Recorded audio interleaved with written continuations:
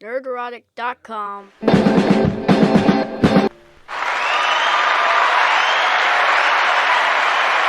Thank you.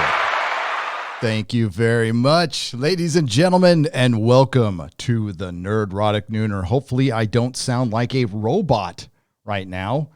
I checked it out beforehand, and it sounded fine.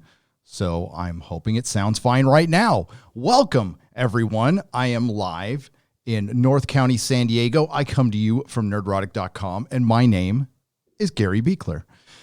So we have a lot to talk about today. I was not expecting to discuss cuties again, but I don't know why I'm so naive not to think that the mainstream media wouldn't do as predicted. We discussed this on the Friday Night Tights with both Jeremys from Geeks and Gamers and The Quartering, and we all predicted that this would be the narrative, that it was a right-wing movement, conspiracy. I don't even want to say these words so early in the live stream because it'll probably get it demonetized, but whatever. I don't care at this point. Now, it's predictable, and I'm almost grateful for this because the mask is off. We're seeing the true colors, and absolutely everything with anyone in entertainment or mainstream media now has to fall on political lines. There's no nuance left in the world. And if you're making common sense a partisan issue, with Gina Carano, we've seen that. All she's been doing is preaching common sense. People are calling her the worst things. And if you're coming out in defense of this, I don't want to say it this early in the live stream, but I'm sure you know what I'm talking about. Do you want to make that a partisan issue? Is that really where you want to be? Really? Because so be it. So be it. I know what side I'll be on then.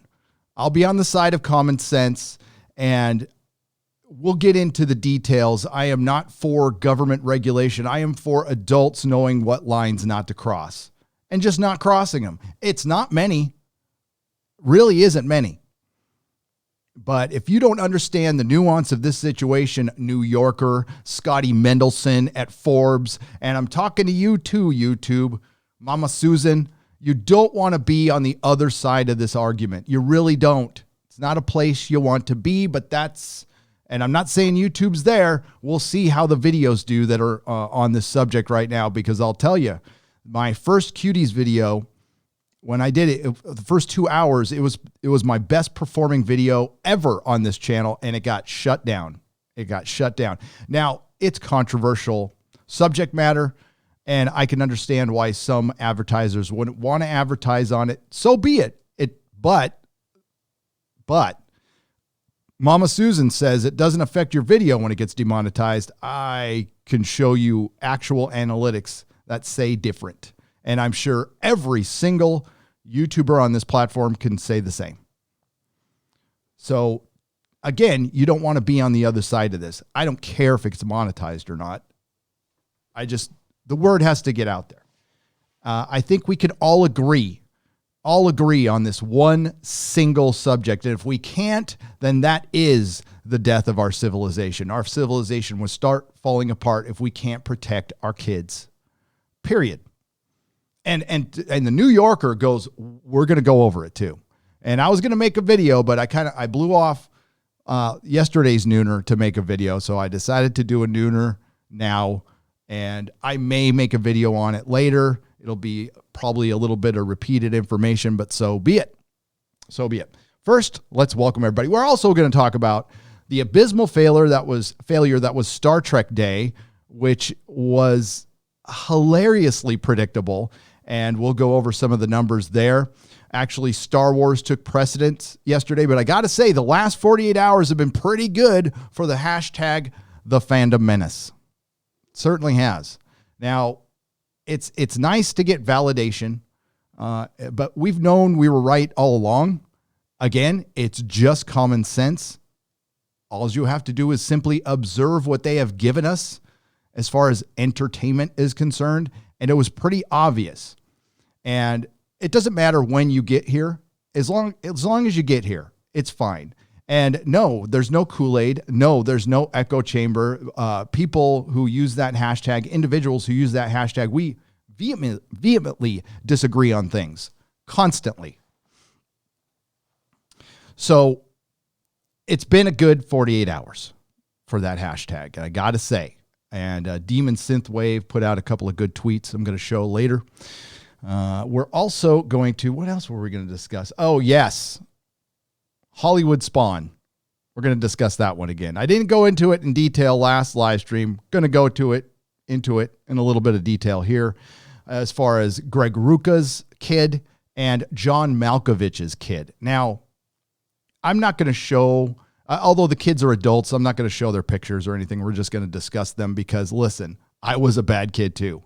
But at least, well, I can't say none of my crimes were justified. And guess what? I paid for it. So we're going to go a little bit later. We're going to discuss what they have to look forward to if they indeed get locked up. We'll go into detail what they have to look forward to. And you know what? They should go. And hopefully they will learn the lesson that I did. Because maybe I think the percentage of people who actually turn around in the prison system is somewhere right around the same percentage of people who actually get sober the first couple of times around through AA, which is under 10%. It's a very small percentage. And that is a whole argument for another day, but I will tell them all what they have to look forward to, and it's not fun. It isn't. So let's greet who's here. We have Eric K., who is just the best wrench out there. Thanks, buddy. He's always here, dealing with my wacky schedule. And listen, the Nerdrotic Nooner is going to be at wacky times because until I get settled. I was up till 3 a.m. crucifying action figures last night. A lot of progress has been made on the new office. It will look a little different. Okay, so be ready for that. It's bigger. It's bigger. The room I was in before, this fake one right now, is a tiny room. This one is like a normal sized room. I've got to light it and do all kinds of fun things with it, but we'll get to that. Eric K., thanks for being here, man. I appreciate it. We have Mr. Insanity. Hail, brother. Hope all is well with you. He is a healthcare worker and he has been going through it. Scott H., welcome. Another Gen 42, Dan Kilroy, Joseph Nash, Nicholas Horton. What is up, Nick? How you doing? Alvarane Imakara. Alvarena Imakara. You got to tell me how to pronounce that. I'm sorry, I'm jacking that up. Janet from another planet. Oh, damn it. Janet, I love you. Visigoth X, Jed Tesd Toad, and Scalvgo Era Prime. Yellow Gut, the Anime Slayer. Mary Ashmead is here with her wrench. Cosmic Squirrel. Samuel Lowry, Ham Dinger, and the Packin', the Invisible Man. Well, I can see you right there. And Revolting Kidda. You're not revolting to me. And D just says F communists. I agree with that.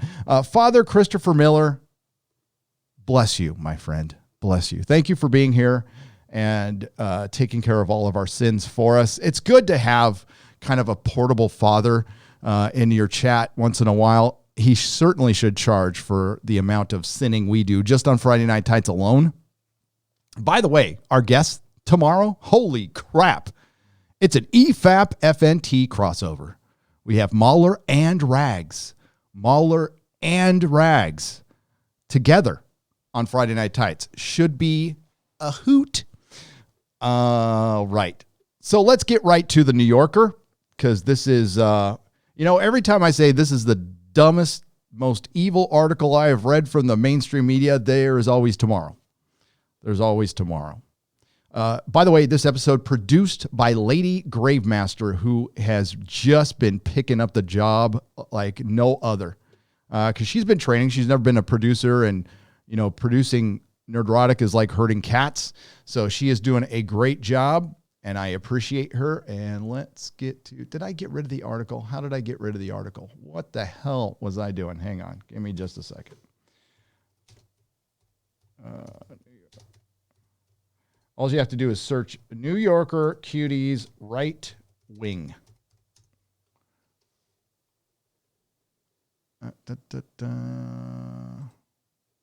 There we go.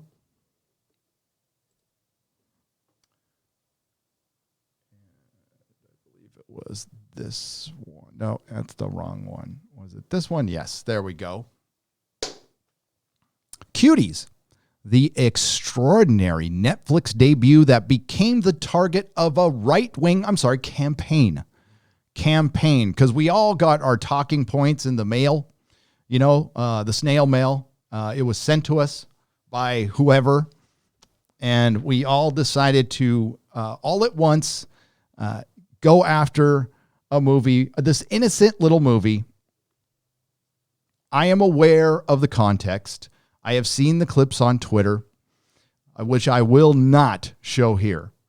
And the only question I will ask you is, of course, the filmmaker says that the message is that they are calling out the exploitation of younglings, the contextualization of Padawans, because I have to use code speak here on YouTube. I ask you this. What happens when you mute the movie? Does that message come across? Because I'm guessing there's a lot of people who go to a lot of websites who mute stuff and watch the whole damn thing. So I'm not sure your message is getting across visually.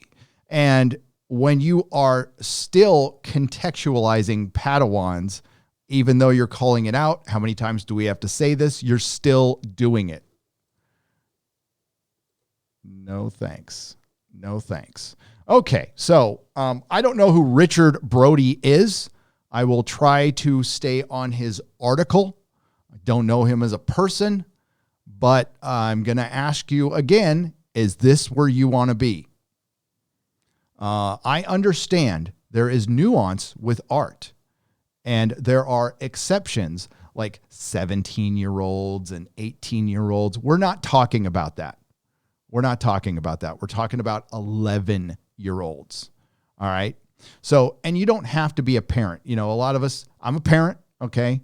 That doesn't give us any special perspective on it. Everybody has nieces and nephews. You all generally, you have relatives. You all know what kids are like. So I'm not going to pull this like, well, I'm a father, so I know more than, you know what? There's a lot of shitty parents out there. So, but it's one of our biggest fears as parents, because anywhere where kids go, they will come.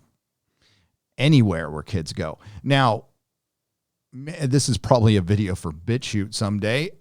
There's certain entities out there that have been caught and prosecuted and all kinds. And there's certain entities that haven't, that have been protected. And that, hopefully that's a conversation we have. At least we're having this conversation. It's a difficult one. It's an ugly one. And Hollywood just wants to keep bringing it up. Hollywood, of all places, wants to study this issue because they are our moral overlords. The same Hollywood that's been butt-chugging coke off of hookers' butts on yachts. That Hollywood. The Hollywood we will discuss later. You know what? You were really good at entertaining us. And I'm finding it very, very difficult to enjoy anything you do. Because as more and more of the movie stars, which they have every right to do, go out and speak their mind on Twitter, I'm having a hard time separating that. Mostly I can. I don't really mind. You can have your views, have them all day, as long as you're not demonizing others. The vast majority of people go out and they have their views, and they don't have it in their heart to demonize others. Now, everybody thinks they're right. That's fine. I'm guilty of that too. I mean, I don't think I'm right about everything. And that's why I'm not partisan, because I don't like having my scorecard filled out for me. I will do it myself. Thank you very much. On Wednesday, Netflix releases Cuties, the remarkable first feature from French filmmaker Mamadou Ducouré. I am sorry if I mispronounced your name. It was not intended to be a hate crime. Unfortunately, the platform's misleading advertising has given rise to a scurrilous, I can't read, campaign against the film itself. The promotional image showing kids dancing in provocative ways, matched with an inaccurate description, has been taken to suggest that the film celebrates bad things. In fact, the subject of the film is exactly the opposite. Okay, again, does that subject come across if you mute it? Because that's what we're talking about. We're talking about the visuals here. I don't really give a damn what the context is. Don't give a damn. Never give a damn. Will not give a damn. There are lines we do not cross. Period. You know what? There are things in my life I could put the film that you couldn't. You just couldn't. And these are things maybe best discussed in a documentary, without kids involved. You can still get your message across without having kids in it at all. Honestly. And I don't know who finds this kind of thing entertaining. Now, I'll be the first one to admit, I am not the biggest art house movie fan on the planet. All right. I think people sitting around tables being sad or constantly showing dysfunctional families or bad fathers, I think it's tired. It's a trope. It's boring. Give me wizards. Give me spaceships. Give me superheroes. Give me a drug deal gone bad. That's what I like. All right. It dramatizes the dysfunctions of growing up female. So they're trying to make this a feminist thing, and he later tries to make it a racial thing. That's right.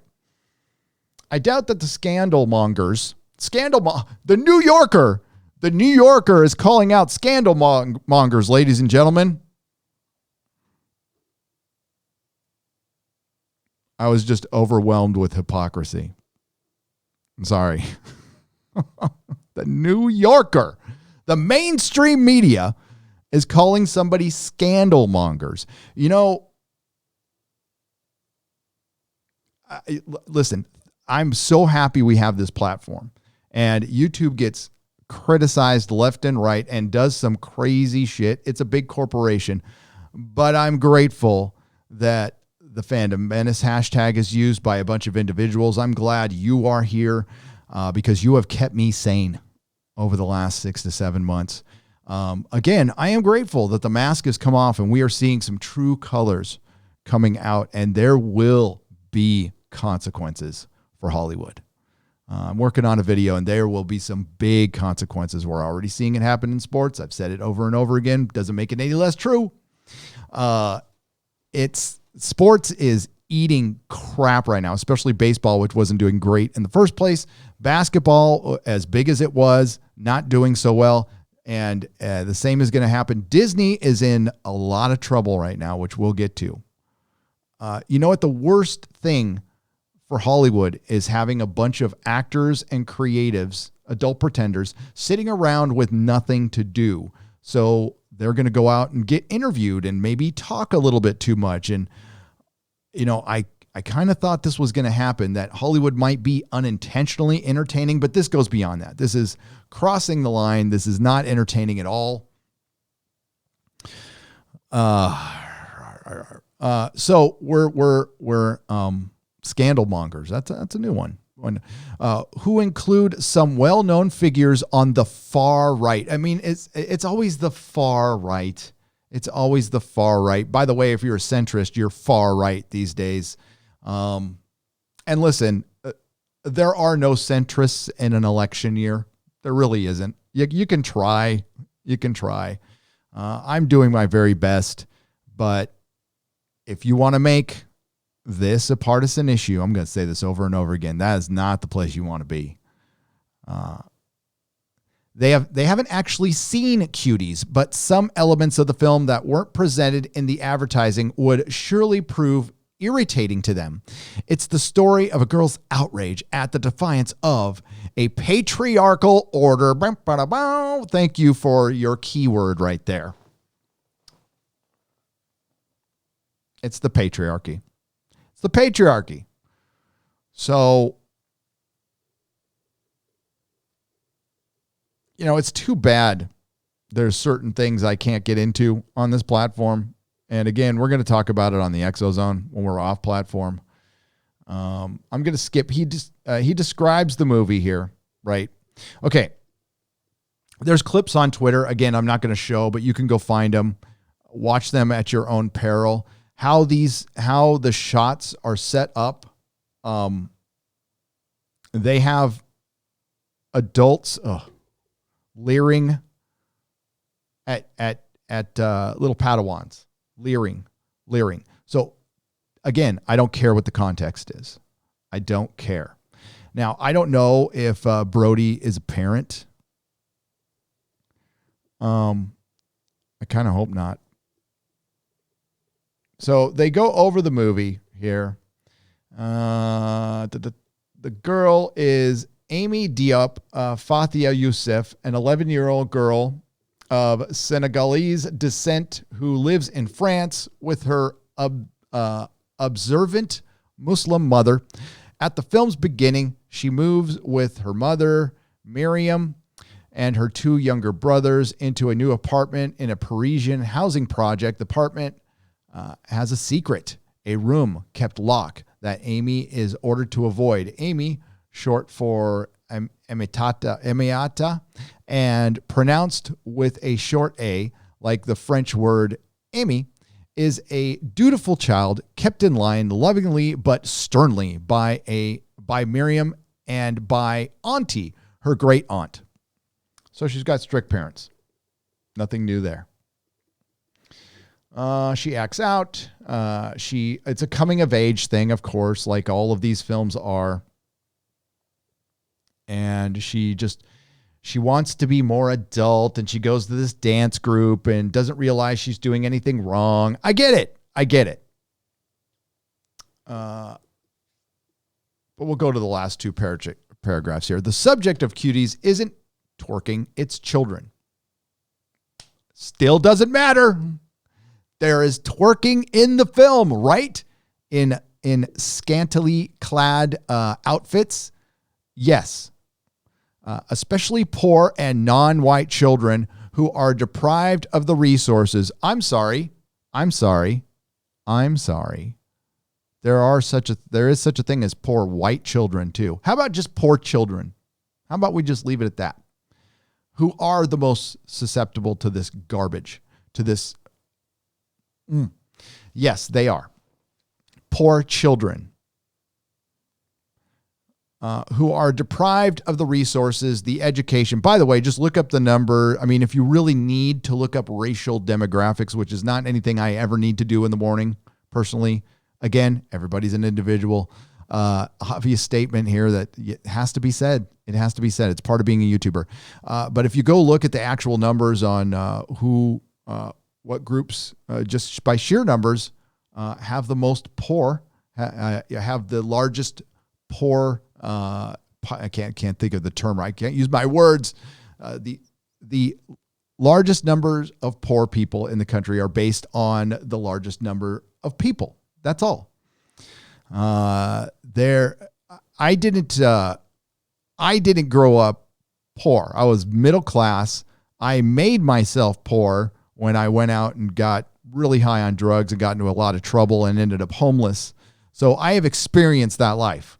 Absolutely. The most of my adolescence was not living at home, not knowing where my next meal was going to come from, not going to school. So I know a little bit about it. A little bit. That's why you should never assume. The education, the emotional support, the open family discussion to put, I don't want to use that word, contextualize, that's what I'll replace it with, media and pop culture into perspective. Left on their own, Angelica, for instance, is virtually unsupervised by parents who are working very hard to keep their restaurant afloat. They're unable to find or even seek the line between liberation and exploitation, between independence and intimidation. Cuties is about the absence of knowledge and absence of reasonable discourse about sex and contextuality, power, and desire that help young people to avow and comfort their drives constructively, or at least not too destructively. Lacking those things, Amy latches on to a mold of revolt that in itself is a trope of a misogynist order. So what you're trying to say, see, because this is a drama, it's supposed to be a comma, but it's a drama, a dramatization of real life. So what you're saying is, okay, who is this for? Is this for a bunch of rich elites who want to see just for a couple hours through the lens of somebody who is poor? I mean, because, families like this know what it's like already. They live it every day. That's why the worst thing to come out of entertainment is drama. It's the worst, because that's the one thing Hollywood and the BBC can't do. They can't do drama. It's all fantasy. It's all fantasy. And even if the actors or the adult pretenders or the people who help adult pretends came from those backgrounds, if they get into Hollywood or London and the BBC for long enough, they lose perspective of that. I love it when somebody from the New Yorker is going to break it down for us what real life is like. Thank you very much. I'm sure in your Manhattan apartment that isn't worth shit right now because of the politics of your local government that you probably support. I'm guessing. I know I'm going out on a limb there, but Cuties is a film of the center, and it's aesthetically of the center. It depicts the unconsidered without the unconsidered by you.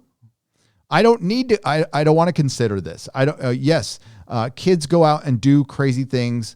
I understand that. And it's all in parenting. Now, if you want to, like you were the last people to teach this lesson on Earth. Even if the director had experienced that herself, she is dealing with producers. She's dealing with the machine, the entertainment machine, which is going to dilute that and exploit it for whatever they can. Oh, that poster was just an accident. Well, they happen to be wearing that stuff in the movie. You know that, right? So advancing to the realm of the subjective. So this is subjective. And it doesn't allow its young protagonist much discourse, outer or inner. They're 11. I don't want to hear much discourse from my 11-year-old. It's not a movie of introspection or self-consideration. It's more a story of the rule than of the exceptions of what's unduly extraordinary about the effort to live an extraordinary life. Oh my God, this guy loves him, his words, doesn't he? As such, it's a story of French society at large, its exclusions and the exertions demanded to overcome them. Though many of Amy's actions are dubious, her spirit of revolt is nonetheless sublime and heroic. Cuties dramatizes what people of color. Article said that, not me. I really dislike that term. You are people. You are people. You have a name. And immigrants endure as a result of isolation and ghettoization, of not being represented culturally and politically, and of not being represented in French national mythology. Well, because they're new. Give it time. Give it time. See, this is that whole mentality of I'm here now, change everything for me. You know what? I'm a recovering alcoholic and addict. I don't walk around demanding that bars shut down every time I walk by. Everybody hide their beer or their alcohol or put your J out or your bong out when I walk by. I'm not one of those people, but that's the mentality here, that the world has to change for me.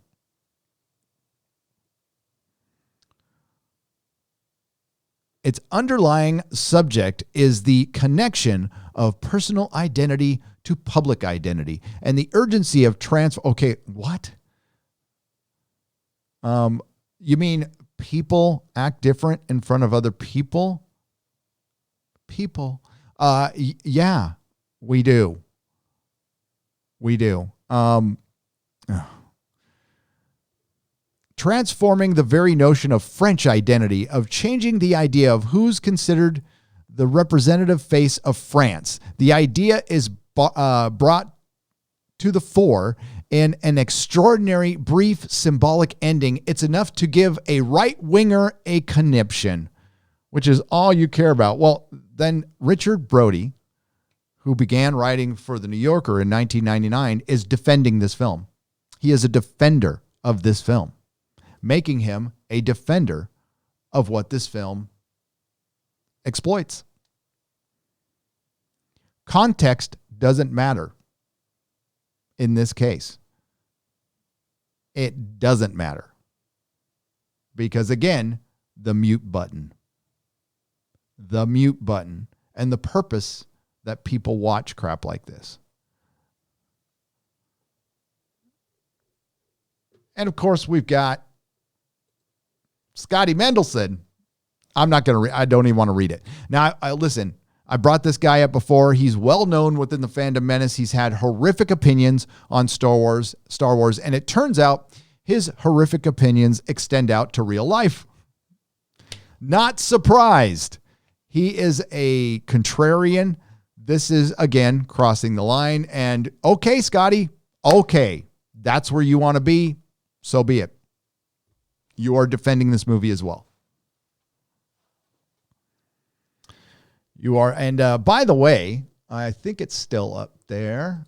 Cancel Netflix. Yes, it's still trending. It is still trending. I don't know if you guys can see it or not. Hang on. Let me pull that aside. Yes. Cancel Netflix is trending.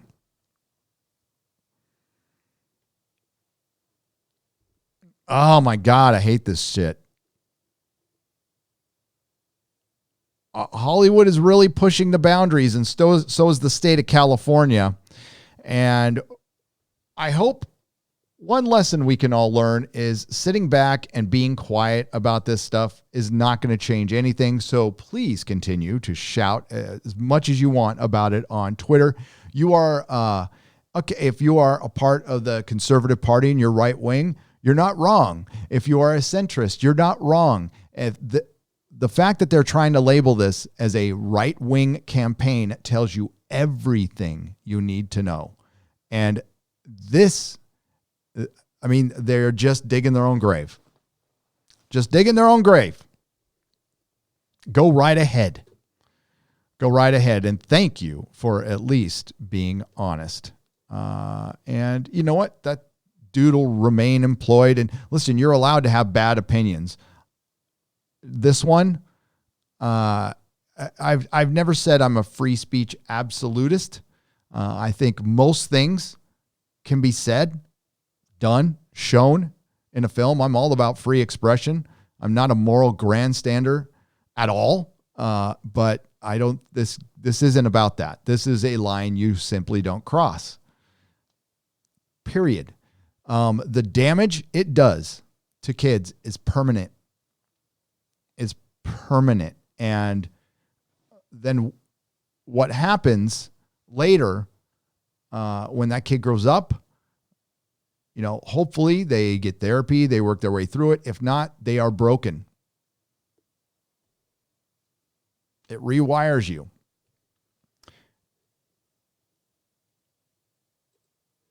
Scotty doesn't care. Scotty doesn't care because Scotty and New Yorker dude want to just piss off the right. Whatever pisses off the right, that's what they want to do.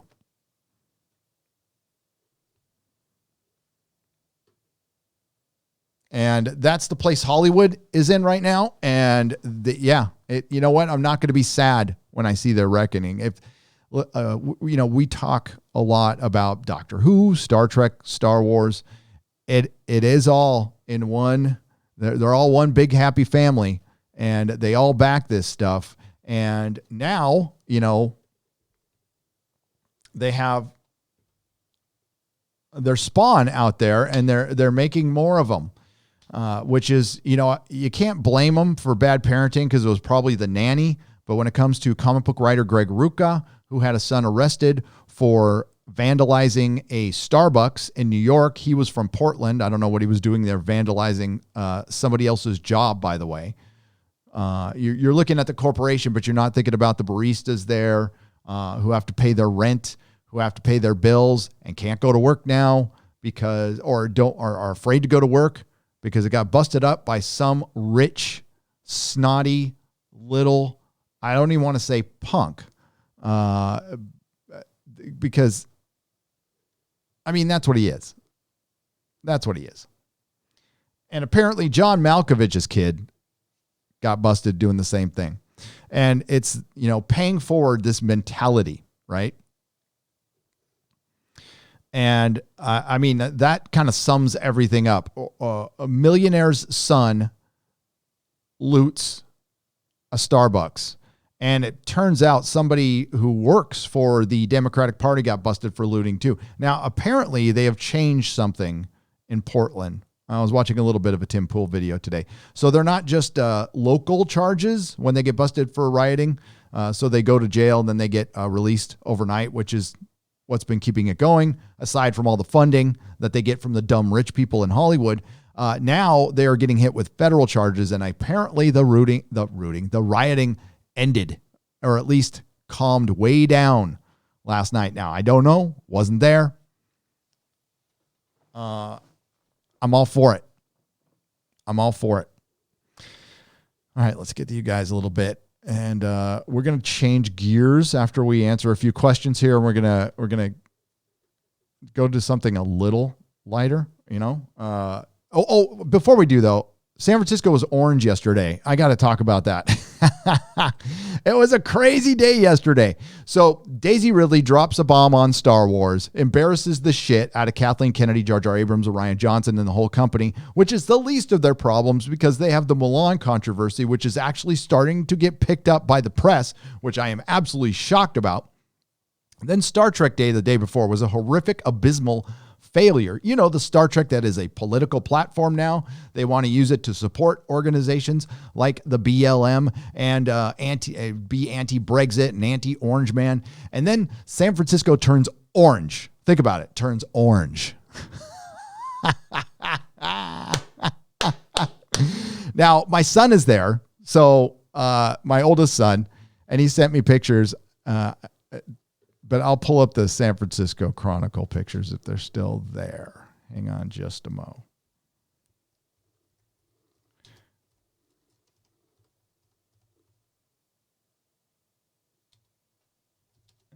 San Francisco. Oh yeah. I think it's still orange.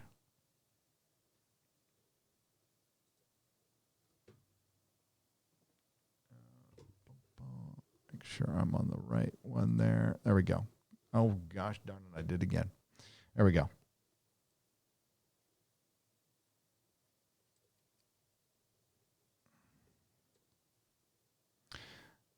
And yeah. Holy crap. So it looks like Blade Runner 2049. And of course, there's all the wildfires. And I'm sure they're going to blame that. I'm sure they'll find a way to blame this on the Orange Man. It's the clock is ticking. They blame the hurricanes on them too. So why not? This is crazy. And I got out of there just in time. Yep. I'm feeling good about my instincts right now. You know, it's all in the reflexes, is what they say. Got the hell out of Dodge. I wish my son wasn't there right now breathing this crap, but, you know, I've seen this before. This isn't actually anything new. I've seen it a lot down here when I was growing up. There's a bunch of wildfires right now, and it turned the sky orange. It turned it into Blade Runner 2049, which I think is a really slow movie. I didn't like it, but yeah, I had friends shooting me pictures. Holy crap. So you got this in the poop. And my God, I'm glad I'm very sorry that I've got a house down there. Let's see what this looks like. Yikes. Yikes. Well, yeah, I got out of there just in time. Just in time. Cal Exit is still on, by the way. Once the room is done, I am on my way to Texas. Gonna check out Tejas first, man. I can't wait to get there. You know, I gotta admit, you know, the weather down here in San Diego is friggin' great, but I can't stay. I was just handed, do I have it with me? Yeah, I do.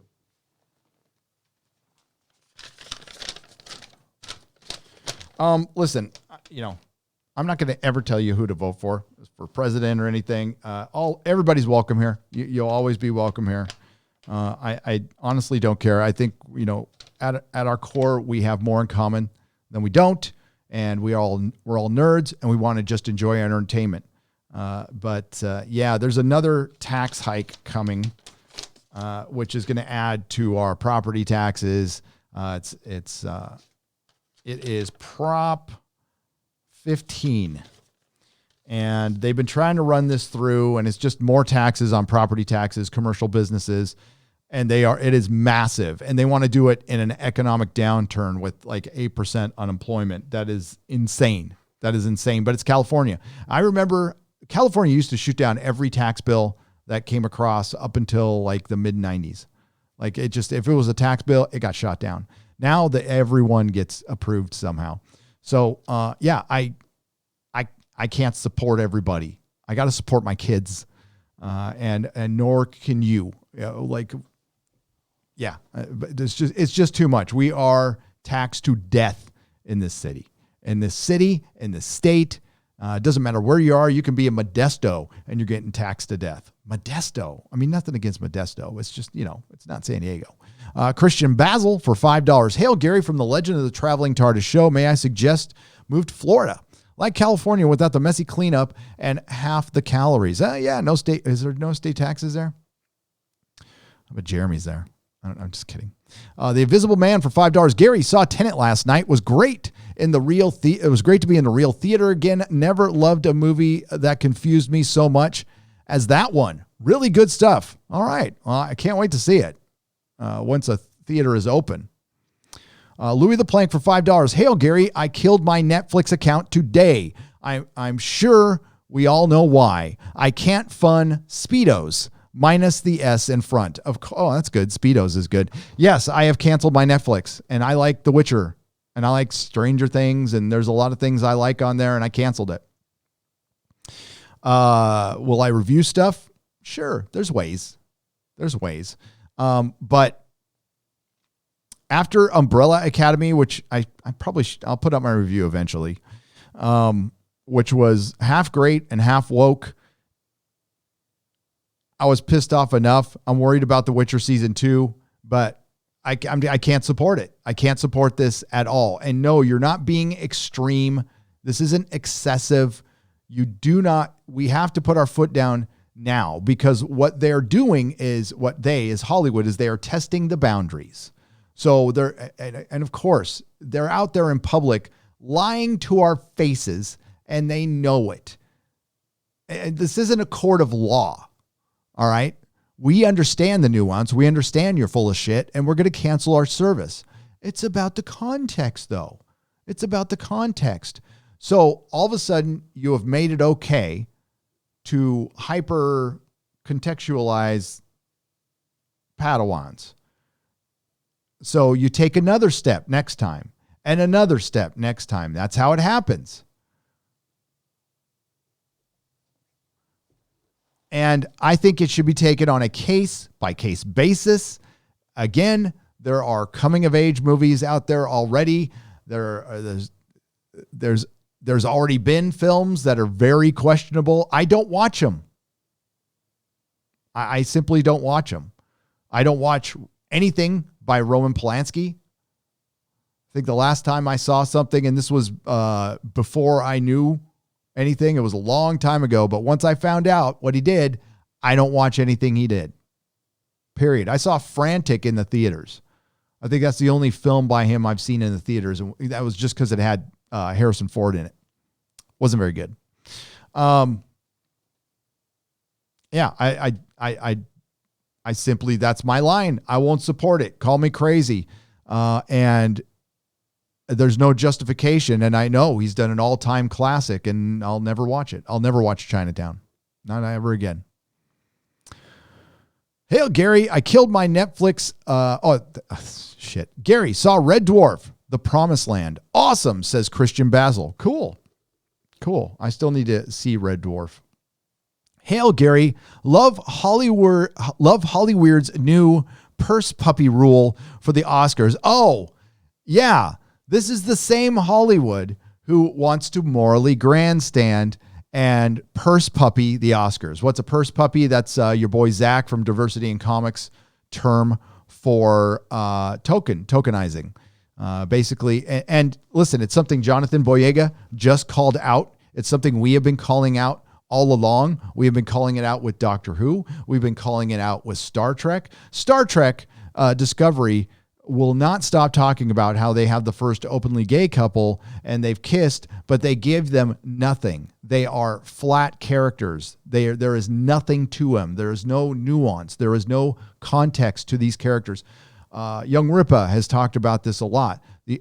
Jonathan Boyega brought it up. The only characters you can write with any kind of personality or anything are white characters. You end up the bigotry of low expectations. That's all it is. And because the writers are afraid to write any black character with flaws right now. So they're all going to be a soulful saint or how did Zach put it? They're all either a super genius or a soulful saint. Pulper Live's 34 links for $5. Welcome. And thank you for the super sticker. Culture Casino, thank you for the phallic unicorn. I was watching your live stream the other day. It was quite good. Subjects like this, again, are not listen, I'm going to talk about it more. This is what I've got the most emails on this morning. I mean, I was flooded with emails this morning from that New Yorker article. And then I watched Tim Pool's video, which was great. And it's getting worse. Like I said, they are testing the boundaries. So we need to scream about this and not shut up about this and keep it up. Do I want the film canceled? That's a good question. I want Netflix to make their own decision to not put it out there. I want the filmmakers to make their own decision not to make films like this. I don't want it regulated by the government. I really don't. I want us as adults, I know this is a freaking fantasy, but I want us as adults to know just basic lines. I'm not asking for much. Basic lines. Freedom of expression up to a certain point. And I don't want that certain point run by the government because you know what? That's bad too. And this isn't an easy answer, but then it is. Simply don't do it. If you want to tell the story in another way. Find another way not to put kids in it. That's all. And this is such a rare, I mean, it's not like there's a bunch of movies like this. I'm sure there's movies out there that we don't know about that are worse. I'm sure there is that have gone under the radar. We got to make sure not too many do. But there's so many independent films right now because of Netflix. They funded this. And remember, Apple was behind this too. They were big time behind this. They both wanted this out there. And I think it's very important Very, very, very important that everybody calls this out. Left, right, alphabet community. So there aren't any false associations. But if the New Yorker is going to come out and try to make this a partisan issue, I mean, I don't know how you could be that dumb. And I don't think anybody who writes for the New Yorker is dumb. So you're disingenuous, which is worse. I would call that evil. I would call it evil.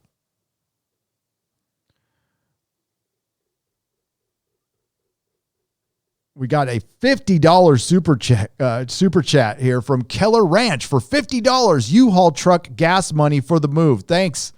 Thank you, Keller Ranch. I appreciate it. I can't get out of here soon enough. We love this house we're in, but it's temporary. We're not going to get tempted by it. We're not going to get tempted by being in San Diego. I am the fuck out of here. I do not want to live in a state with SB 145, even being considered. And now it hasn't passed yet, and I'm not going to discuss the details. Just go look it up. It's nasty. It's just downright nasty. And I don't want to, I'm going to defund California. I'm going to defund San Francisco. That's the only way you will not have these people overlording you, because, man, we have little control in this state. It is a machine right now that has taken over the state, and it is got its claws into it, and it will never let it go. I hate giving up ground. I really do. I loved California. I grew up here, born here. Never thought I would leave in a million years, but it's gotten bad, and it's only going to get worse. And right now, I guess the best option is to leave. Now, I know it's a meme right now, Californians leaving, and deservedly so. But I'm not going to go, I don't know. I'm not your typical Californian. I'm really not. Even though I was born and raised here, I'm not going to go and open up a socialist bookstore and ride my unicycle around with my parrot on my shoulder, reading Black Mass comics. No, I'm going to go wherever I go. I will adapt to wherever I go. There you go. Book sales are really good, so I'm sharing with my favorite truth teller. You have an American story leaving to find freedom in a better world. My best to you, brother. Thanks, George Orwell, wow. Thank you for the $200. Yes, your book is I don't know if it's going to be required reading in high school much longer, because it's very instructional at this point. So thank you, George Orwell. Thank you for the $200 super chat. Jesus Christ. Yeah. I do my best here. I can't. I recorded like 10 minutes, a 10-minute video, which I guess I could have put out, but it was like me yelling for the first 5 minutes. And I'm going to keep that. I'm pretty good with, I'm okay with it. I usually don't yell in my videos, but like, once I saw right wing attached to this, I knew it was going to happen. I mean, they are so predictable, the mainstream media. They have lost all usefulness, which is very bad. We need a media out there to keep our government in check, to keep corporations in check, to do investigative reporting. But now it's all from one side, assuming that the other side are just the pure good guys. I'm here to state the obvious. It's part of what I do on YouTube. None of them are good. None of them are good. And we need to keep an eye on them all the time. And every day, as each day goes by, we lose a little bit more freedom. And yeah, the last thing I want to do is go somewhere and watch it turn blue, watch it turn California blue.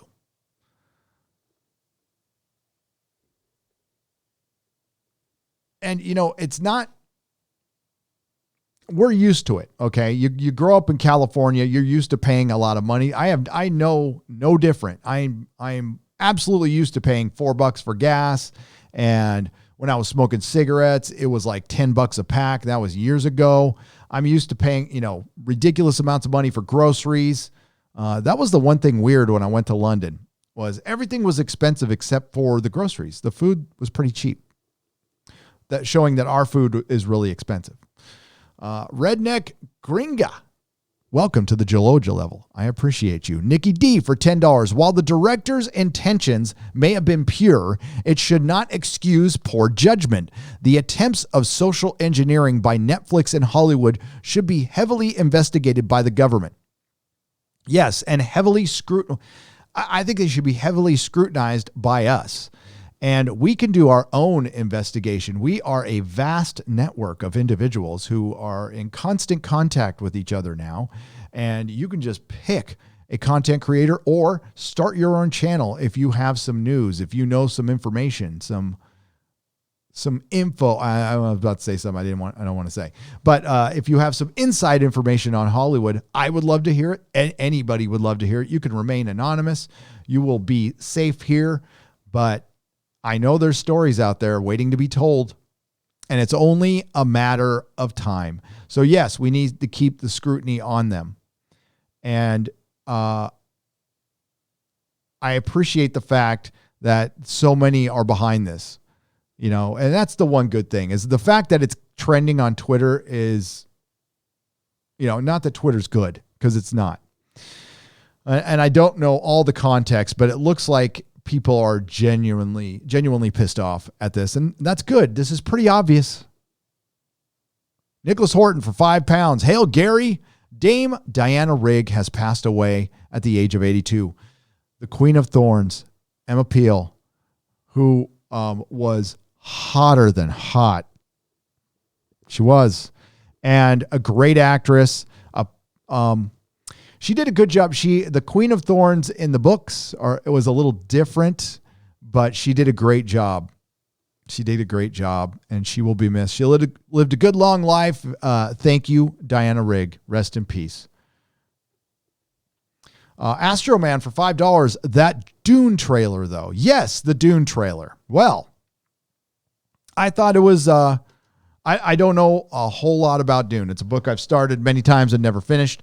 I have respect for those of you out there who love it. I got to admit, look pretty good.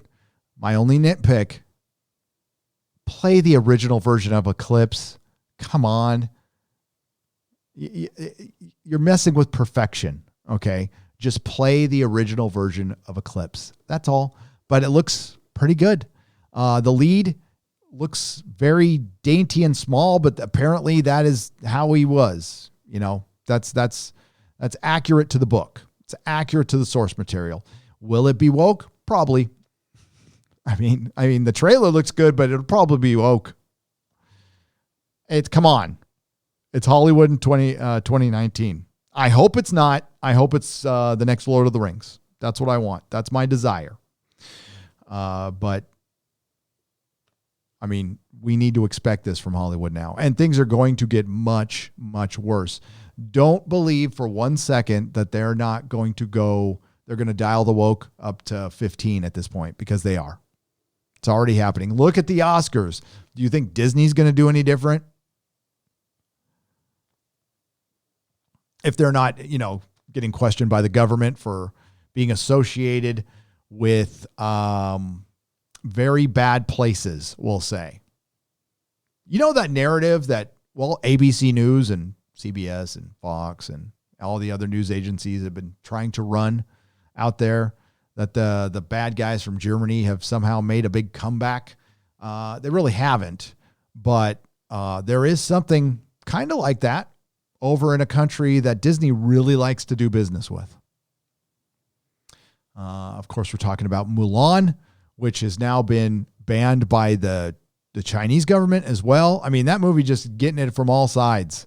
And I saw Critical Drinker's review, which was great. I'm not going to watch the movie. I don't need to see another Mary Sue. I've got Star Trek Discovery Season 3 coming up. And we will discuss that trailer, by the way. Did you notice the trailer has 1 million views and 2,000 likes? 2,000 likes. If you got 1 million views, you should have somewhere around 50,000 likes, 60,000 likes. Welcome to 2020, where being against bad things is a right-wing talking point. Welcome to 2020. We're having common sense. is an alt-right dog whistle. Just laugh and honk your nose. Right, for $5? Indeed. Hail Gina Carano, by the way. Looking forward to the Cara Dune show. Hail Gina Carano. Hashtag the Fandom Menace was right. Mr. Insanity for $2.99. Yes, the Fandom Menace was right. The individuals who like to use that hashtag were right. They were right. They have been right. You have never needed validation ever. You were always right. And Star Wars Theory's reaction was golden. We'll go over it in a little bit. It was golden. Listen, we have been called, all of us here have been called the worst things for not liking a movie, calling out Cuties, calling out Star Trek Discovery. Actually, the worst culprits right now are in the Star Trek fandom, that little tiny fandom. And these, I would call them up and coming channels. I don't want to disrespect any of my cohorts here on the platform. But a couple of them have gone to extreme levels, we'll say. I would call them up and coming, but they've been stuck in the same position for a couple of years now. So they have decided to get pretty dark. It's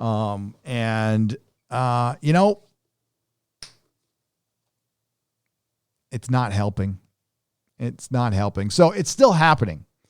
But it turns out the Fandom Menace was right all along. So we were called ists and phobes, and much, much worse. We ended up on lists, all for not liking a film and pointing out that you were making such a big deal about getting a black actor in Star Wars, and you made him a janitor. You made him a stereotype.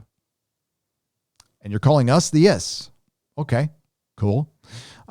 You gave your strong female lead nothing. We knew nothing about her, and you had no plan. You had no plan because you took the fans for granted because you don't understand fandom.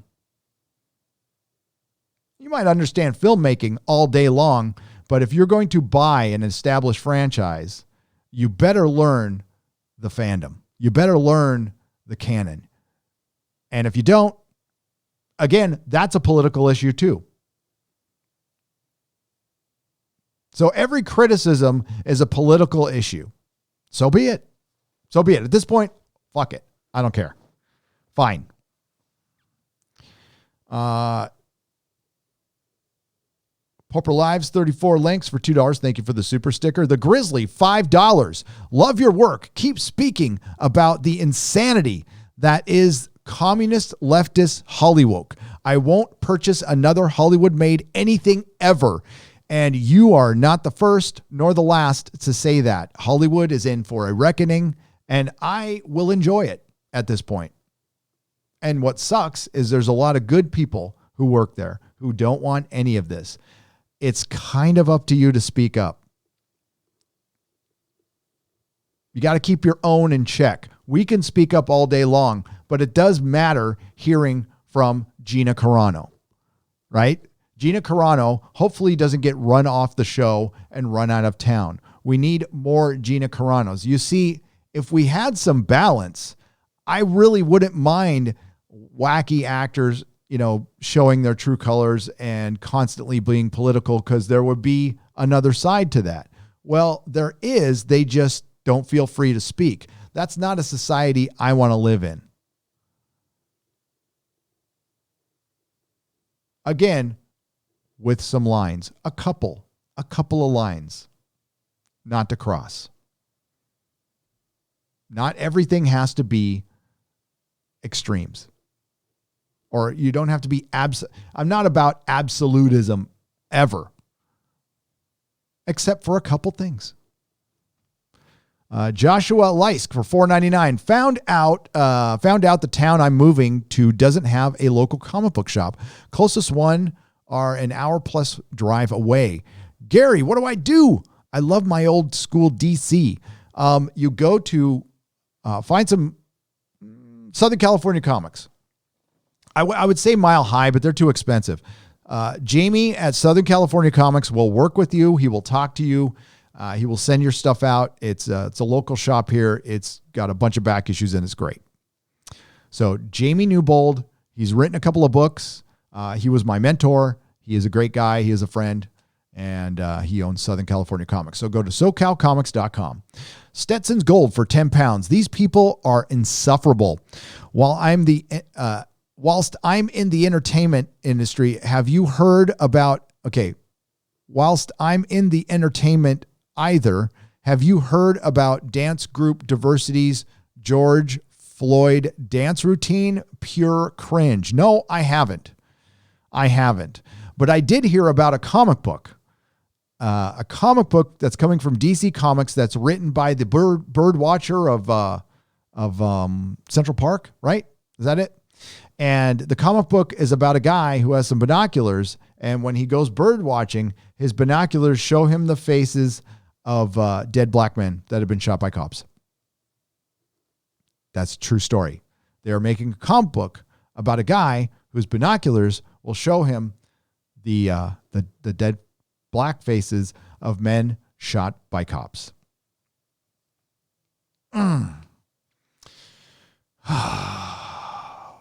Yeah, DC's going down. DC's going down. Entertainment is gone.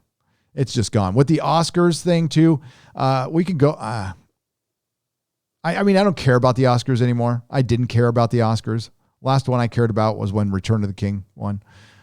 It's useless, and it will now wallow in obscurity. Nobody's going to watch it anymore. It just killed itself. And yeah, entertainment. This is the time we're going to have a great independent movement. We're already doing it. Like, this is it. I don't know how many times I've said, first thing I do in the morning is look for a video and a live stream to watch while I'm doing something. I find them much more informative. Hail Gary, you, Mahler, and Lady Gravemaster are my 3 favorite YouTubers. Hail Lady Gravemaster, chat show Lady Gravemaster so love on her new video, said Nettle Nerds for $5. That's right. I haven't even seen it yet. I was preparing, but she put out her second video. My producer, Lady Gravemaster, go check out her channel. She is free to put the link to her own channel in the chat. I don't know if she's done it yet, but she's free to do it. But yes, great. Her first video is great. Obi-Wan 27883 for $20. Hail Gary, welcome back to SoCal. We should catch up sometime. Love the content. Keep fighting the good fight. Thank you. And yeah, we should. If I get up to Orange County, I will let you know, man. OC. I think you're up there. Somewhere you're up north of me. I don't know where exactly. Elliot Nelson for $4.99. Thanks for fighting the good fight. Keep using your voice for good. I will. And thank you. I appreciate that. Let's get to a little bit of Scotty Mendelson. I needed to take a break in between the New Yorker and Scotty Mendelson. All right, just a reminder. This New Yorker headline is something else. If you're just getting here, the New Yorker says that calling out cuties is a right-wing campaign.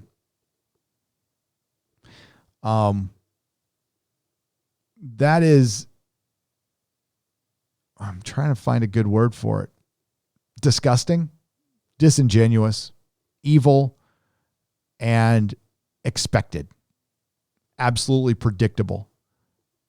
I'm not even disappointed. Richard Brody is a defender of this film and believes that things like this should exist in the future. And he's happy that it pisses people off. And he thinks it's just a right-wing thing. Remember when, like, the New Yorker and the New York Times, we believed that those were kind of the upper tier places we go for news and information? I never thought that much, but that was the general consensus, 20 years ago. The freaking Inquirer has more, TMZ has more credibility than the New Yorker right now. All of you in the chat have more credibility than Richard Brody. And I doubt he even came up with this idea himself. I'm sure he heard it somewhere. You want to talk about talking points? I think there's a very good chance that the mainstream media gets their talking points.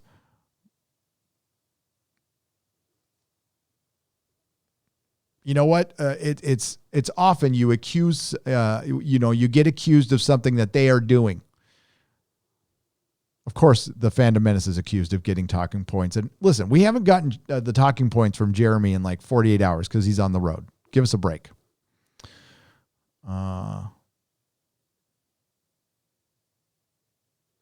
But here, we're going to go over to Scotty. Controversy over Netflix's Cuties was outrageous, unfair, and incorrect. Scotty Mendelson. Man's man right there.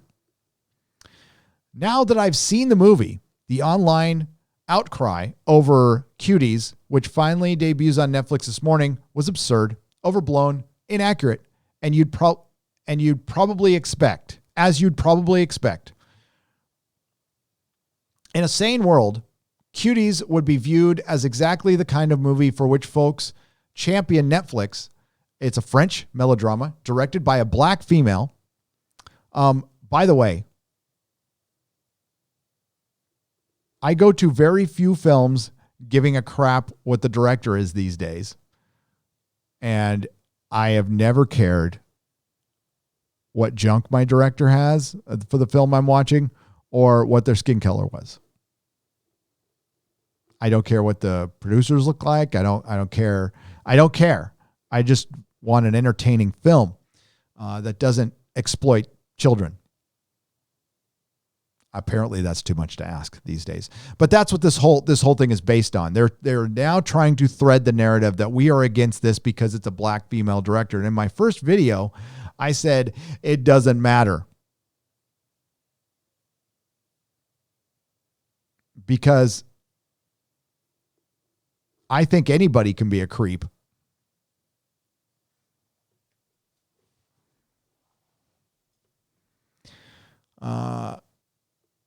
And you calling out an insane world, Scotty Mendelson.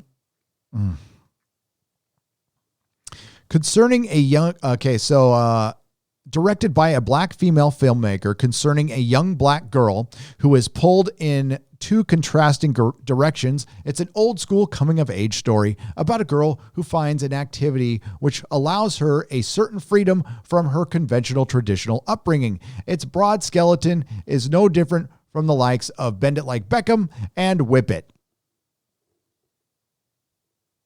I didn't see Whip It. Did Bend It Like Beckham have 11-year-olds twerking? I mean, let me know if it did. It is bright, colorful, energetic. Oh, it sounds like you really liked it, Scotty. Energetic character play dealing with both the burden of traditional feminine expectations and the hyper contextualization of pre-adolescent girls, while hyper contextualizing pre-adolescent girls. Do you like it, Scotty? Do you like this kind of movie? Okay. Debuting on Netflix this morning, Cuties is a good movie which condemns a popular culture that encourages girls to embrace overt and performative contextual that punishes them for it.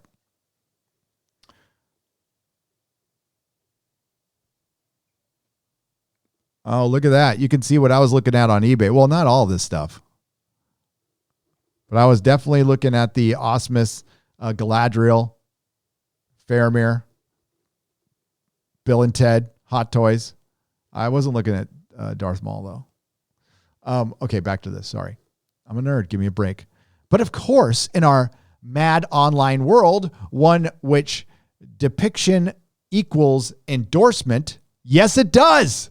Yes, it does. Kids can't consent.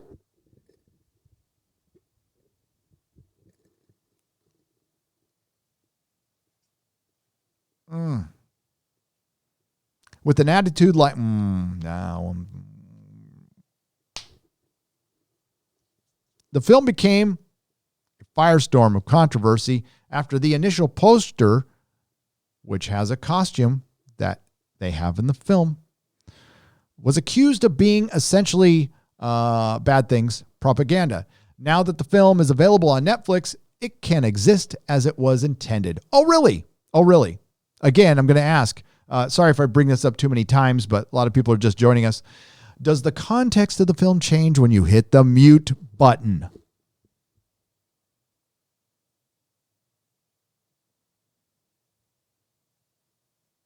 You know what? Bound. There's a movie called Bound. There's a lot of context to that movie, but it's known for one thing. Y'all know what it's known for, right?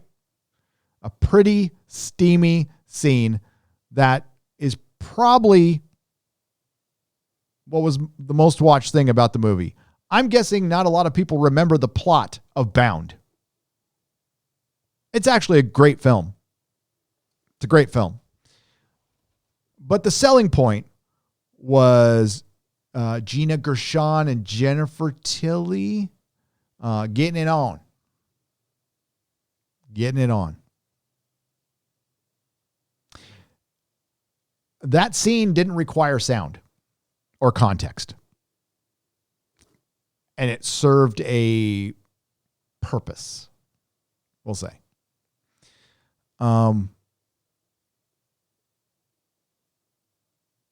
So let's see if Scotty brings this up. Scotty thinks he's really smart. You know, there are some people who are just born with bad takes. Like I had a co-host a long time ago, and he had a reputation. He used to come to my comic store too, and he was just like, if you say the sky is blue, he will say it's purple. He is just one of those people. Nice guy, but just like contrarian. Just constant contrarian. I always thought that's what Scotty was. No, he's worse than that. You know, there's people on this platform, you know, people who like, just all the bad films. You can like one of them once in a while. That's fine. It doesn't bother me, you know? But like, if you like all the bad films and you're on this platform and you're wondering why you're not growing, that might be it. Sometimes you're just born with a bad take. It's fine. I'm not good at everything. I'm not good at a lot of things. But Scotty Mendelson is he's just got bad takes. But it's all because he is cultishly partisan. So the only reason he's writing this is it's a right-wing thing. It's a right-wing thing. So I'm just going to take the opposite side. I got a cure for cancer. Nope. Cancer's natural. If the orange man said he had a cure for cancer, that's what the mainstream media is. Cancer is like a wildfire. It's natural and it needs to be allowed to happen. That's what their take would be.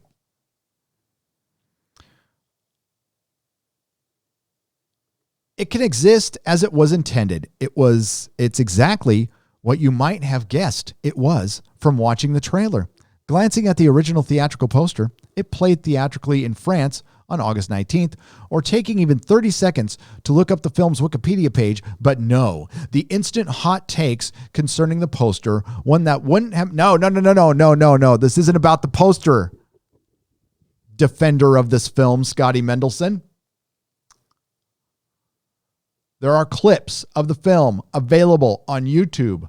I don't care what the context is. It doesn't matter.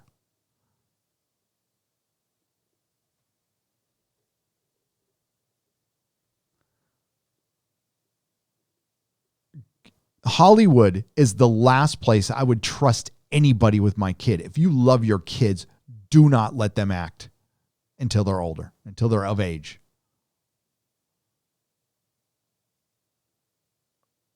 Hollywood should CG their kids, although, God, that would open up another, maybe not. I mean, that's a horrible idea.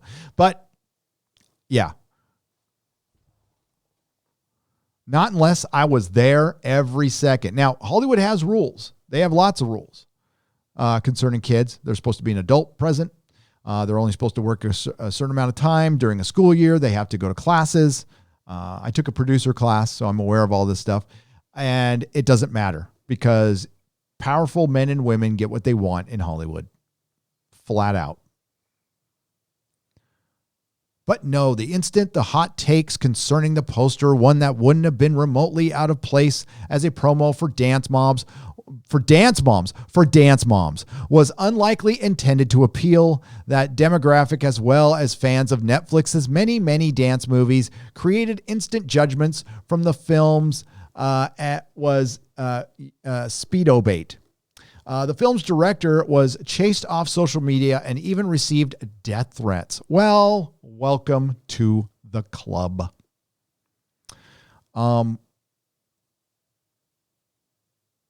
Honestly, this is losing its meaning. It sucks that people receive these things. I've known people to receive them. I've received horrific things. You know what? I don't take them seriously at all. There are certain things you have to take seriously now, not the threats, the reality that there's some crazy Antifa kid who's probably the son of a millionaire who's willing to crack you over the head with a brick while you're not looking. That's a reality. But as far as like anonymous, listen, some guy cussed me out for all the things I've said, some guy cussed me out on Twitter because he didn't like my take on the boys on the binge model. I'm like, really? Not the cutie stuff or anything else. The boys binge model thing. Okay, cool. In the cruelest irony that this film starred a mostly non-white ensemble. Here we go. Well, you know what? You're exploiting non-white kids. Went from a net positive. Oh, really? You find this a positive as the kind of global inclusivity that the Netflix claims to champion to a reason to further condemn the film, alleging it was another example of pop culture overtly contextualizing Padawans girls to a greater extent compared to their white peers. So Scotty's making this a racial and partisan issue. Tell me, who are the ists and the phobes? I swear to God, I do not wake up in the morning going, what is my political position on Daisy Ridley's statements about Star Wars? No. But that's the constant lens. This is what we have been, it's just been constant and people are fucking tired of it.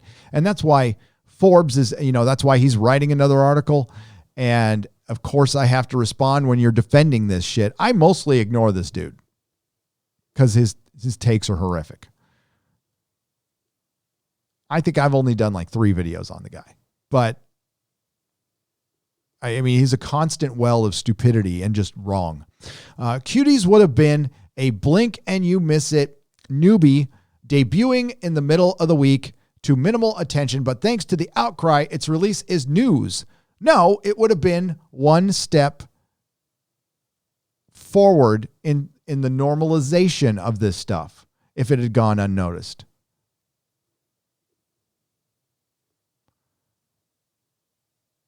And its reception will be closely monitored. Oh, I'm sure it will. Hi, Scotty.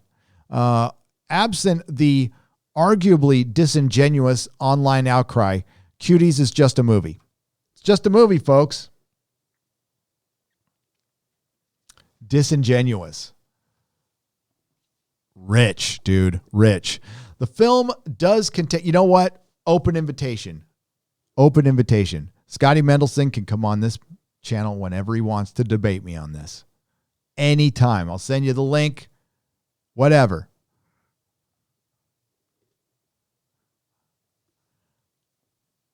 The film does contain scenes of young girls twerking.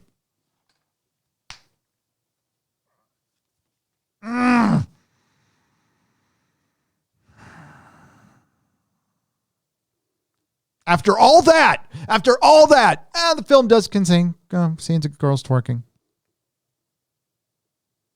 Right under the word disingenuous. Can you see it there?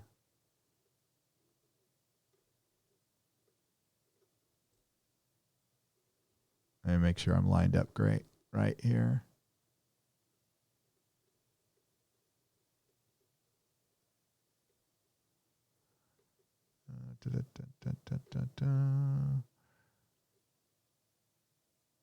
Right under the word disingenuous.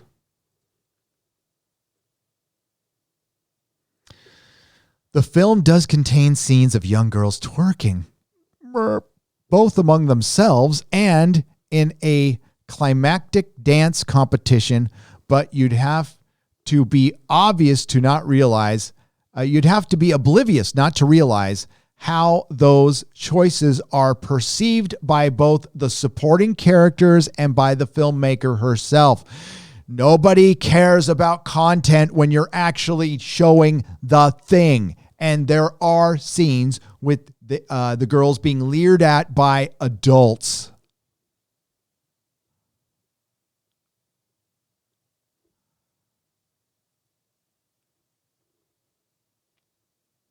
But I'm sure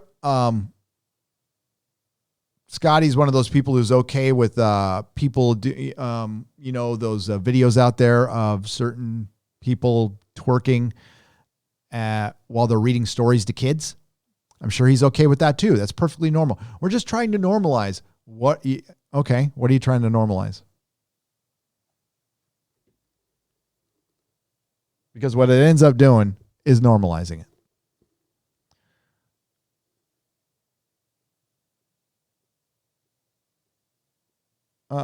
Here's my biggest nitpick is that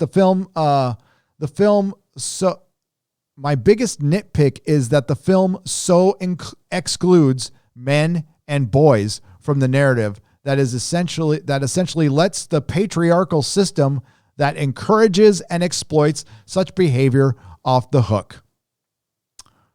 Wow. Almost the same exact take as Brody. It's almost like they are coming from the same side with the same talking points.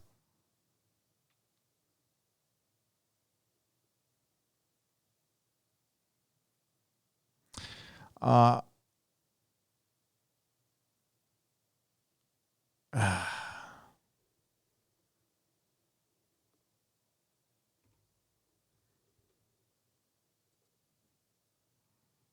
mean, defending the indefensible, calling it disingenuous while being disingenuous, accusing us of not catching the nuance when they aren't catching the nuance.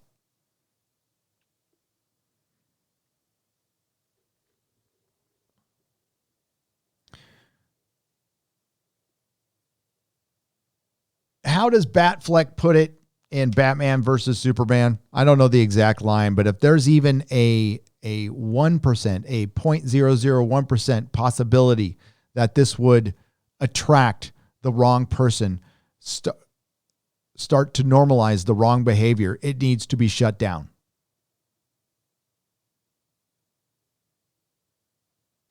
And we're talking, case by case basis. We're not talking about coming of age films with 16-year-olds or 17-year-olds, which you can have an 18-year-old play, by the way. I think there's enough circumstantial evidence out there to show that Hollywood is not the best place for kids to be. How many career child actors are well put together? Not many. Some have made it.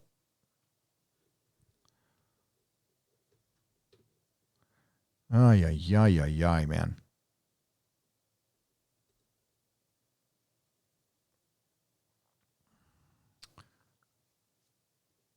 Alrighty. Naughty one for $5. I wonder how many Wedos told Chris Hansen that they only stopped by the house to make sure the kid was safe. Yeah. Hollywood isn't trying to normalize this. This is normal to Hollywood. By the way, Noti One, thank you for the $5. Fear of FEMA, thank you for the $5. Escamonofono for $4.99. Sodom and Gomorrah stuff. Are they trying to normalize the stuff before Ghislaine, how do you say her name? Ghislaine Maxwell gives up names? Maybe. Can I even say her name on this platform? China shut down any mention of Mulan in China by their media. The Disney crater is going to be visible from space, says many Bothans have died. Thank you for the $5. We lost Avenger Mrs. Peel, Dame Diana Rigg today. We did. Peppermint oil capsule. Thank you for the $2 super chat. David L., thank you for the phallic unicorn for $1.49. Thanks for fighting the good fight. Keep using your voice for good, which I read before, but what the hell. Elliot Nelson, thank you for the $4.99. All right, we're gonna change a little bit of gears in a couple minutes here. Bearded Warrior for 10 pounds. Do you like the new Dune trailer? I love the book, but I don't see how they can make it in 2020. To be a true to the story, the main enemy is a gay kitty lover. Yeah, I don't know how, but they might. I can't pronounce the director's last name, so Dennis. I think he's got enough juice to where he might be able to pull it off. For Dune fans, for like Quinn's idea, and for Andre at Midnight's Edge, I want it to be good. I want it to be good for those guys. They are rooting like hell for this. And it's only going to be the first part of the first book. Visually looks pretty damn good. All right. It does. The beta lead, I'm going to have a hard time with it. I guess it's accurate to the book, and he's like super powered, but yeah, he looks very young, and like a strong wind would blow him away. But the visuals were good. We'll see. I think it's probably going to be woke. I hope I'm wrong. Wrote to Bill Barr, asked why Netflix not under investigation for distributing the bad stuff for profit. You should too, says Vincent Keith for $5. A lot of people have, but they can get away with it. They can get away with it under the guise of art. And then they have their defenders. They have the Scotty Mendelsons and the Richard Brodys out there telling us that we are being ridiculous, that you're being right wing, that you don't understand nuance. You're dumb. Scotty Mendelson writing another article that you're dumb. What did I say at the end of my last video? By the way, thanks for watching the video. I have something to bring up about the end. I have to go double check, but I have something to bring up about the end, because I gave a YouTuber a shout out, and usually when this YouTuber gets a shout out, he mentions it everywhere. So he must have not watched my video. Busted. It's fine. I'm kidding. But I said at the end of the video is something they said in The Boys last week. Don't fuck with the money. You don't fuck with the money. That's us. So when Scotty Mendelson comes out there and calls you stupid, are you going to buy anything on that website? How does that guy must make whatever he's making, he's overpaid. And he should be grateful he lives in a country where he can write articles with the worst takes possible and still have a job.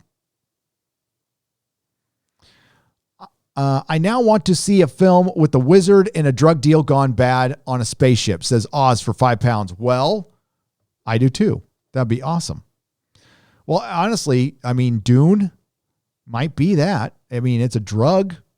It's a drug deal kind of gone bad, and there's wizards, kind of. There's a little supernatural going on, right? Sacha Baron Cohen recently stated, freedom of speech is not freedom of reach. The statement freaks me out to no end. Boycott Netflix / Disney, says Michael Laparco for $4.99. Yeah, there's a lot of reasons to boycott Disney right now.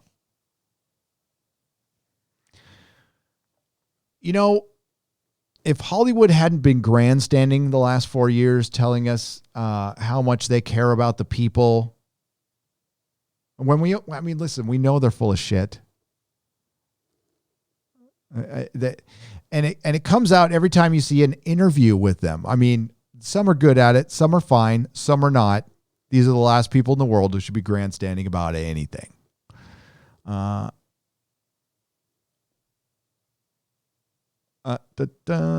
Anna, that Star Wars girl, is viewing Cuties right now, and she is tweeting out comments. It's radioactive vomit. I hope Anna isn't scared for her life. She'll be fine. I'm not going to watch it. No thanks. I don't need the clicks for anything like that. I honestly don't know if I'm going to make a video on it. I've said my piece here. Netflix stock dropped $19.52 today, says Nano Reaper, for $2.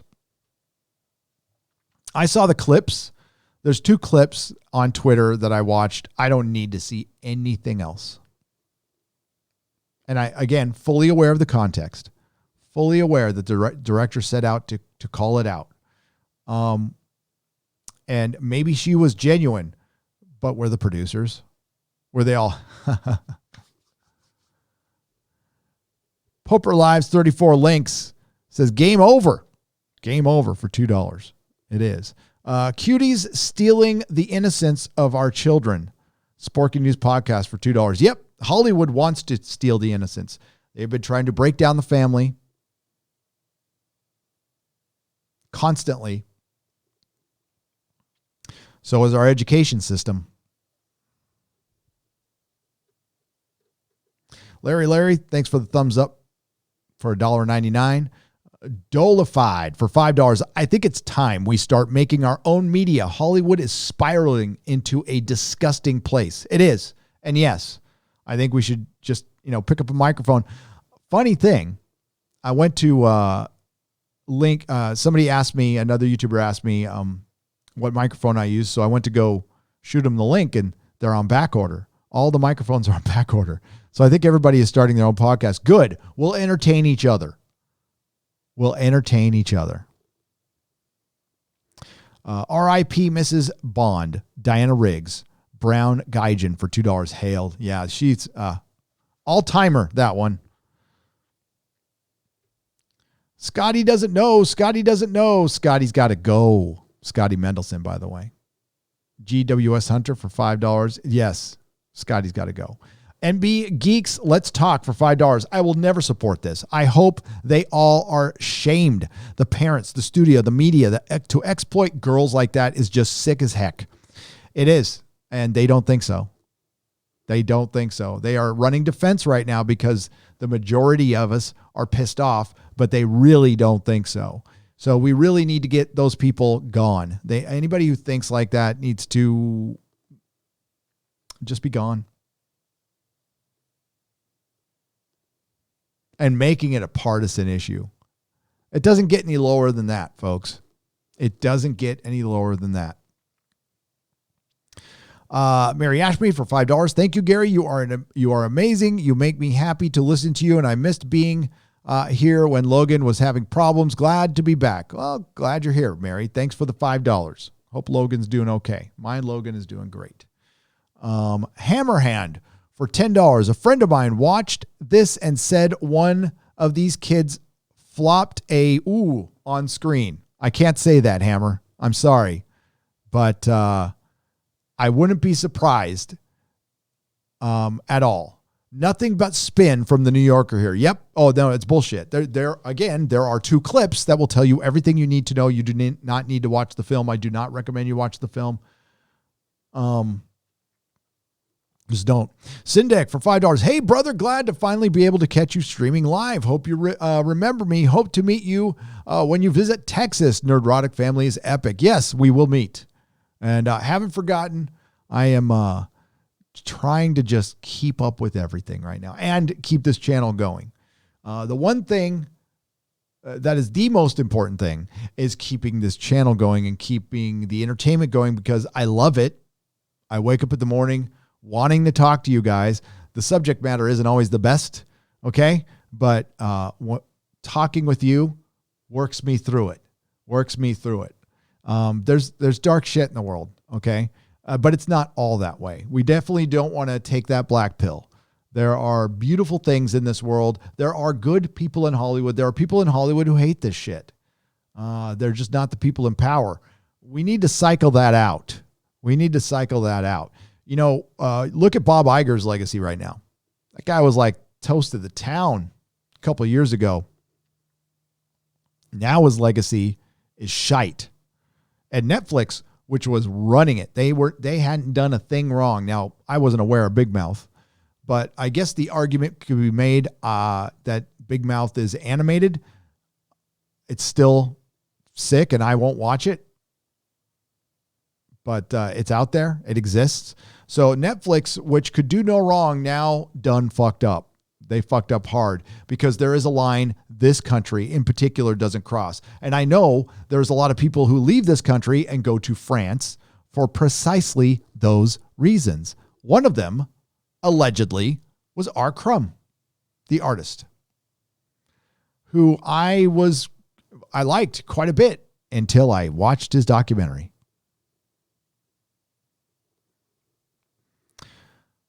Eli Snow for $4.99. I don't like ending people. I want to end these people. A paraphrase you'll remember. Also, behold the might of Orange Godzilla. Godzilla. Yes. I want adults to know where this line is and to not cross it themselves. I do not want a government telling them not to do it. But it's perfectly okay for Netflix to keep it up there if they want, and we'll just unsubscribe.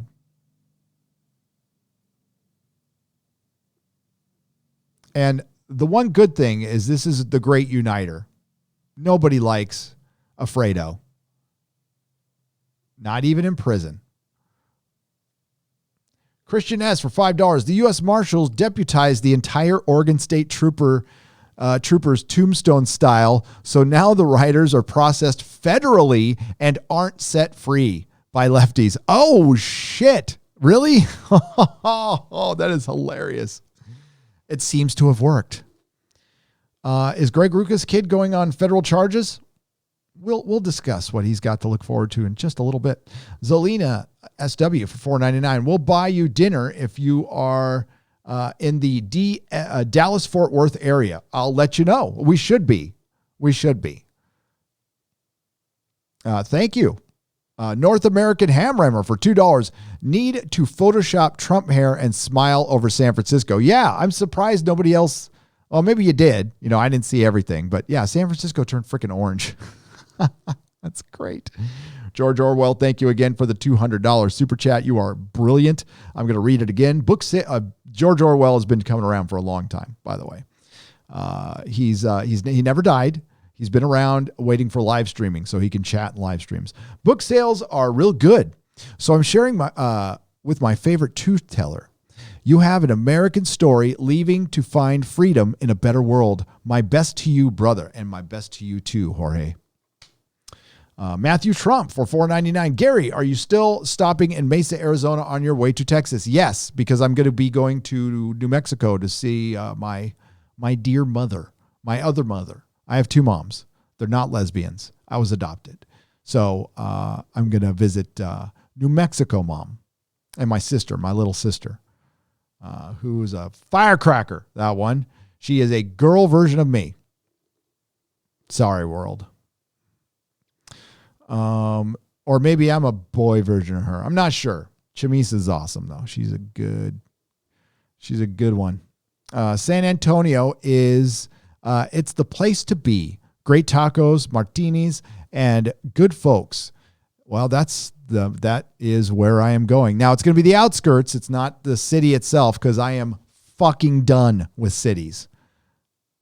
Yeah. So where I'm at right now will be the biggest place I'm ever going to live in again. I want to find some little town with like a diner, and the internet has to be good. That's it. Jean-Paul LeBlanc for $5. Think of all that money they saved on fire suppression. This is all because of global warming. That is why we need more green energy. New normal. I think we're headed that way anyway, but the fires are, honestly, they're a natural thing in California that happens all the time. I've been in the state for 50 years, and late September, early October, the winds change directions. Sometimes we get Santa Ana winds. It's the monsoon season. That makes other places dry. And right now we're in a La Nina. Okay. There's El Nino and a La Nina. El Nino is stormy. La Nina is dry. And that's when we get the big fires. It's nothing new. It really isn't. As far as, we should go for electronic cars, but that creates a whole new problem. Electronic cars need giant batteries to run. Giant batteries have a lot of acid. That gets dumped basically into a pit in China. So it's still, screwing up the water table there and everything. So no, that's not the answer. There will be someday, and I hope there is. But if you want to listen to my exozone, I'll tell you, like 12,000 years ago, the world was almost wiped out. Just 12,000 years ago, not a million years ago, 12,000 years ago. There used to be 2-mile ice caps all over Canada, all over the northern part of this country, and they all disappeared. In one case, almost overnight. And we recovered from that pretty quickly, for geologically speaking. About 1,000 years it took us. But just look at the northwest part of our country. Follow a person called Randall Carlson. Go check him out. He'll blow your fucking mind. He'll blow your mind. Mediocre streams for $5. California's on fire, and I'm just chilling in Texas. Hail. There you go. Well, it's fine. I mean, it's orange. It's semi-orange outside. It's not San Francisco orange, but there's a tint to the clouds, which aren't all clouds. It's smoke, and it's been like that for like 5 days, and I've lived through it before. So, Gary, the actor that played the cat in Red Dwarf, said that at the time of the show's peak, half of the show's cast were black. Says Jonathan Aldridge for £5. Oh, I would have to take your word for it. I'll have to take your word for it. There's always been inclusion. There's always been diversity. We can always strive for that, but you just want to entertain. That's your job. That's what you're supposed to do. You're not a government-run agency unless you're the BBC, but I'm talking about America, and you will just not make money. Hollywood thinks they are essential. I'm here to tell you, Hollywood is not essential. Blockbuster films can end tomorrow. I'll survive. I'll get by. It'll suck, but there's a lot of stuff I haven't seen, a lot of stuff I haven't read, and quite frankly, Hollywood hasn't produced something. I said this on an Inquisition live stream. Name me an all-time classic that has been made in the last few years. Like a film that will be remembered forever. I mean, you could, like in the 80s, you could pick a few. In the 70s, you could pick like all the way back, but it's been pretty rough. Now, you might have something that's a favorite of yours, but I mean, universally loved, all-time classic.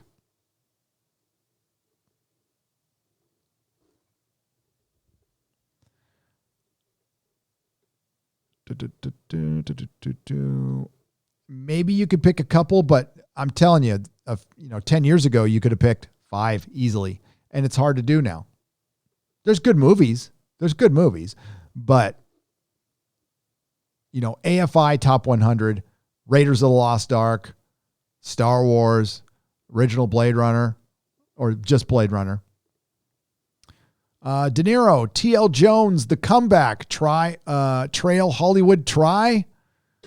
The Comeback Trail Hollywood Try is NK33. I'm not sure what you're asking there. There's a De Niro film. Oh, Tommy Lee Jones, The Comeback. I don't know. I'm not going to watch it. I can't stand Robert De Niro anymore. And I just can't. The river was deep, but I swam it. Says Jaloja Biafra. Jaloja Biafra for £2. I love that. Hail Gary, who knew you'd be on time for the nooner today? Well, I really wasn't. Here's a little something for Java, the move, your good kids, and of course the dogs. Thanks, aka Blonded for $5. Yeah, my dog, one of them's freaking out because we moved.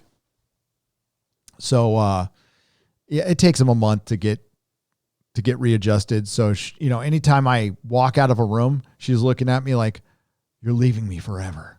And I'm like, "I'm not leaving you forever." No, she's all, no, you're leaving me forever. You're doing it, aren't you? She's like a stalker, that dog. No, she's great. Maris is awesome. Modalicious for $5. Creeping incrementalism gaslighting, and how do I say that one? And Hegelian dialectic, you're using the big words, Monalicious. Stop it. Dialectic are political tactics Razorfist covered. Hollywood was always red. John Wayne was right. Oh, I've seen that video. He's actually done 2, which are really good, on the communism in Hollywood in the past. Go check them out after you see me, please. Razorfist is brilliant. Hope to have him back on Friday Night Tights. That was an all-timer, one of the most watched episodes of Friday Night Tights. And I do have to bring up, at this point, Star Trek.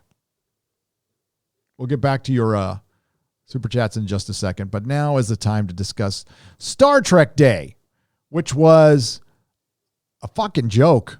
It was a joke. So they ripped off, by the way, Star Trek's a platform now. It's a platform, and they used their appearance on San Diego Comic-Con to help fund Black Lives Matters. And I did find out organizations that were bailing people out. So Star Trek was used to destroy American businesses. Literally. It's fucking despicable. Comic companies are doing it too. Dynamite. Remember we were singing the praises of Dynamite, Nick Ferrucci? Comic shops got looted, and he probably was complicit, whether it was a penny, a microtransaction, I don't care, in bailing somebody out who destroyed a comic shop. Hollywood is instrumental with what's going on in the world right now with the writing. Heavily funded by them. And now some of their spawn are doing it too. But Star Trek was behind that, which disgusted me completely. Let me get to this article here. No more cuties.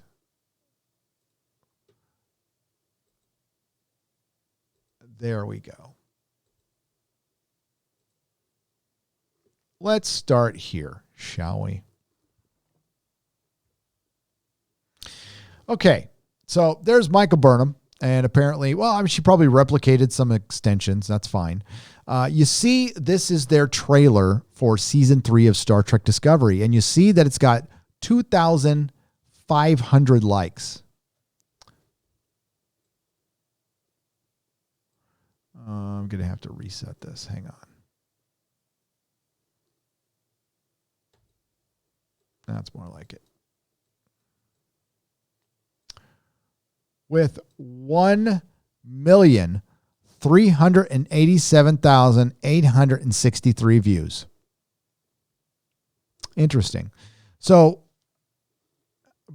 normally a video of a million or above will have 32 to 50,000 likes. So if you see this, it means that they have embedded this video into their, they own a bunch of websites. So you go to a website page and on the bottom corner, you won't even hear it. It'll autoplay the video. And that's how they get fake views. Fake views. The amount of people who actually watch this trailer is probably 20,000 based on this interaction. Or 1 million people watched it and just had no fucking opinion on it whatsoever. I will go, let's be fair, I'm not going to flex and show one of my own. I don't have a video with 1 million. I got one with like 850,000. That's got 42,000 likes. But let's go to my friend, the Critical Drinker.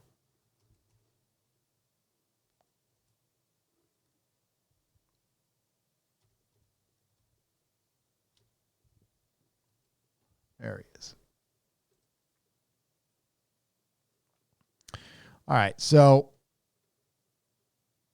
I got my keyboard is like under my tripod for my camera. I really got to fix this. Let's find something with 1 million views. We love the Critical Drinker, right? He's got here. We can sort it by most popular. We'll do No Time to Die Bond. So he's got 1 55 views. Well earned. Came out December 9th, 2019. If you're not aware of my good friend, The Critical Drinker, please subscribe to him. I'm sure you are. One of the best YouTubers on the planet. Just released a Mulan video today, which was great. Look at how many likes he's got. By the way, oh, I'm bad boy. There we go. Hang on. Okay. All right. 45,000 likes. That's normal interaction.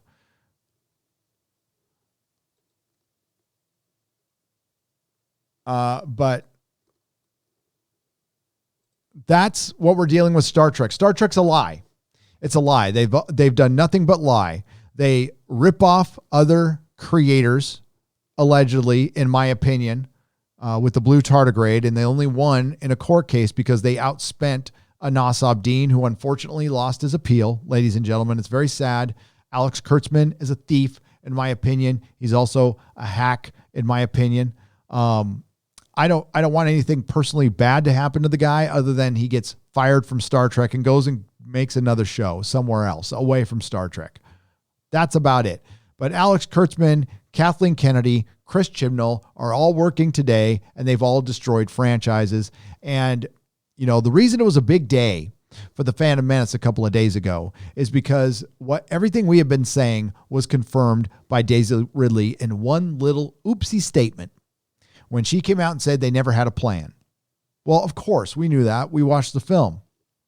She also stated they didn't have a plan all the way through the third film.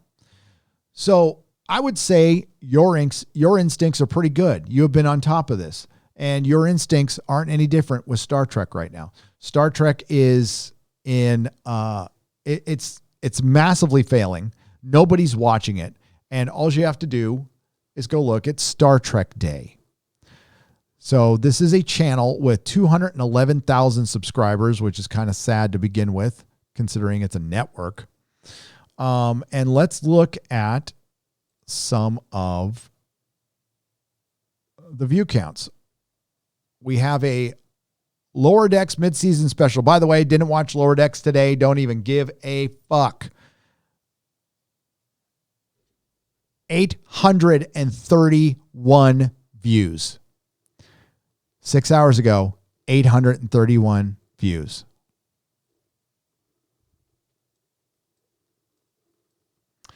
Sir Patrick Stewart, for just a minute. By the way, don't upload 1 minute clips. It's fucking terrible for your channel.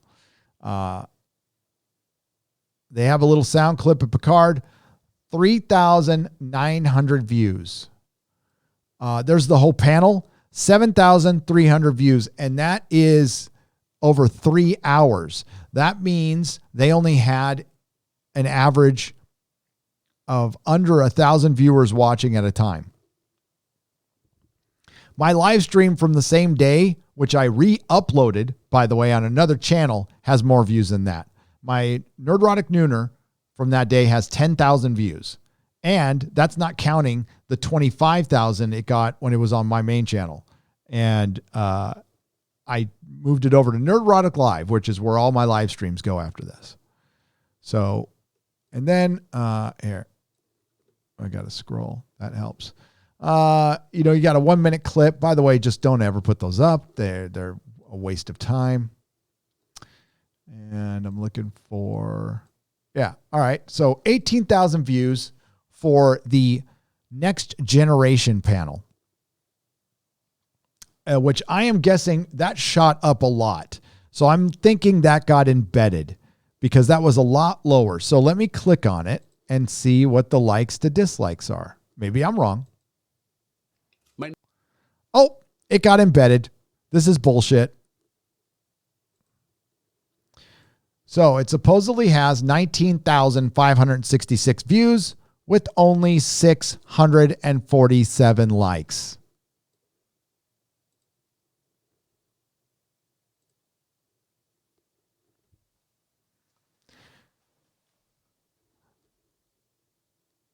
It only got 19,000 views. They had to embed it.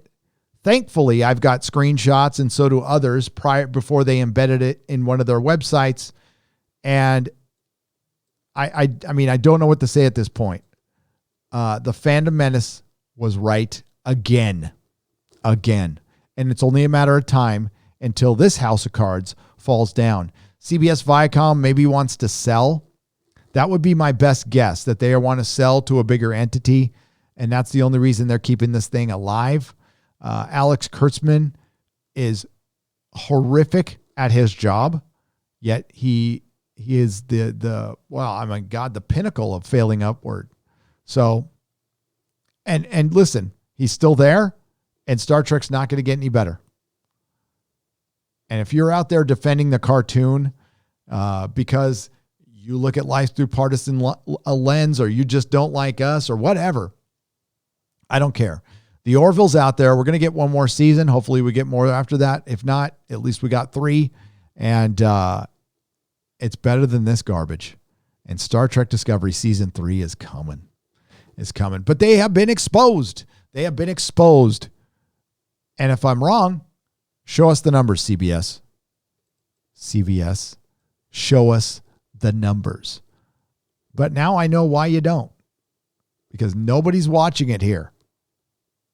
They ain't watching it on CBS All Access. Star Trek Day. You know what? You want a good Star Trek Day live stream besides mine? Go watch Robert Meyer Burnett's live stream. It's damn good. Freaking RMB is awesome. Doomcock did a great video too on why he likes Star Trek, and you go check that one out as well. Yeah.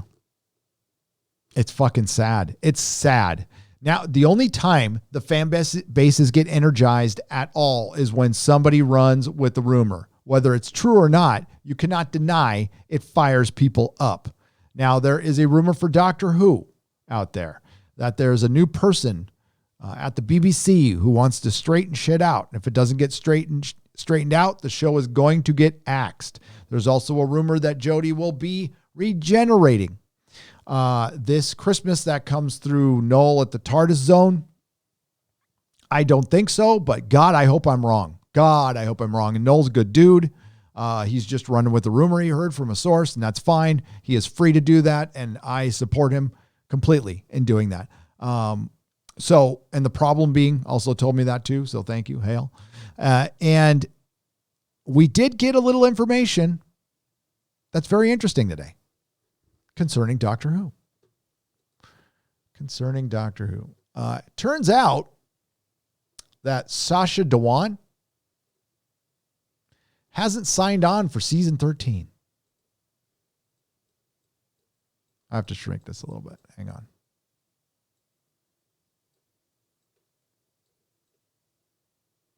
A little bit more. Doctor Who star Sacha Dhawan would love to return as the Master, but he hasn't signed on yet. I'm sure he'll be inclined to make another visit. Doctor Who star Sacha Dhawan has hinted at the return of the Master in a future episode. I thought he was coming back because it's the Timeless Children, not the Timeless Child. Of course, if you're not aware of Doctor Who was invaded with identity politics like every other franchise, destroyed by partisan politics that are extreme leftist, elitist ideology that doesn't represent the fandom, that doesn't represent the public, and all entertainment has recently been relabeled to, they have rebranded from the entertainment industry to the influence industry, and they're not very good at it. They also changed the Doctor into a female just because they could, to virtue signal. They put nothing behind it. It didn't work. It's been an absolute and utter massive failure, like Star Trek Discovery, and they're going to stick with it because they have decided to play the game of identity politics. And then you win identity politics prizes, which means losing a lot of fucking money. So now the Master, who I would rather see Sacha Dhawan as a doctor. He wasn't a very good Master, but I think he would be a good doctor. So Dhawan debuted in Series 12 as the latest incarnation of the Doctor's arch nemesis, following in the footsteps of Michelle Gomez, John Sim, and Sir Derek Jacobi in the modern series. Though the Master's evil plans with a Cyberman were ultimately thwarted, Yeah, it was stupid. He always finds a way to return. There's been no talk about me coming back, he admitted to the Radio Times before hinting, I know they are planning another series and I'm waiting for that phone call. It is September 10th. They were supposed to be filming now. I heard the series was delayed. If they haven't even called him yet, where are they at? So now I'm wondering if we get a series 13 with the first female doctor played by Jodie Whittaker, who we will lovingly call Dr. Karen, and she will have a different fucking hairstyle in series 13 because she looks like fucking Karen. When are we going to get it? If they don't start filming right now, we won't get series 13 until 2022. Which means this show is deader than fucking dead.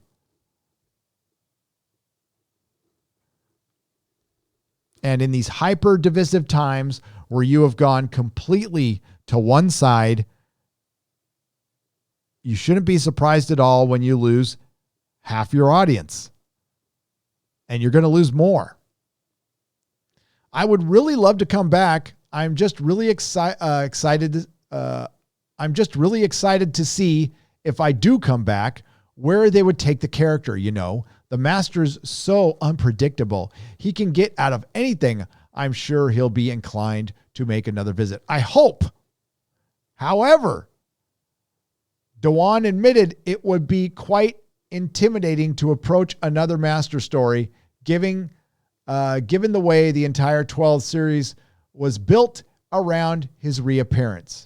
If I do come back, I need to come back with a bigger bang. I don't want to disappoint the fans. Well, you already done that. Well, it wasn't your fault though, Sasha. I'm not going to blame you. But I've got to wait for that phone call, so I'm not getting too stressed yet.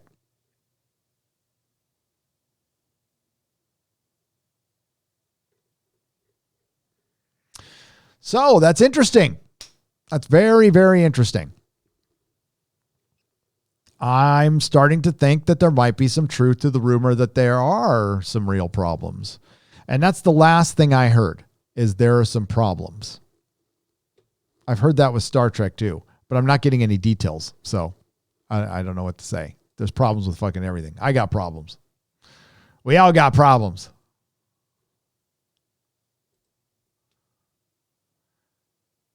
Fucking Star Trek though.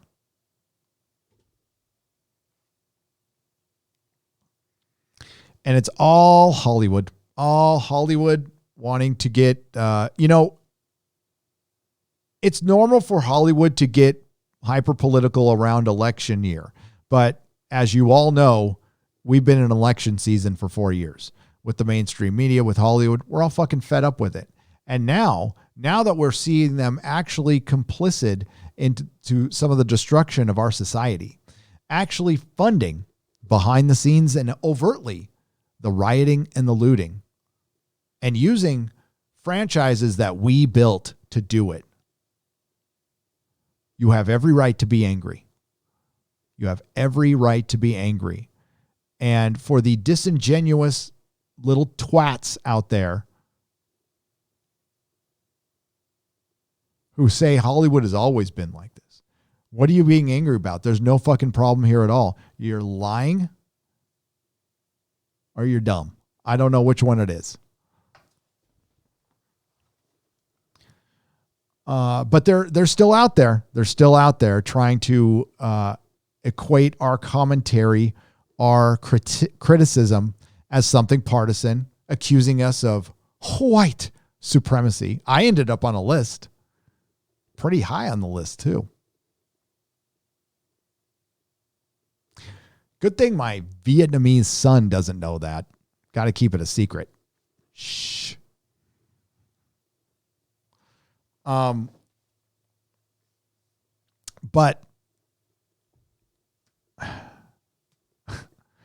it's funny in a way, and it's not.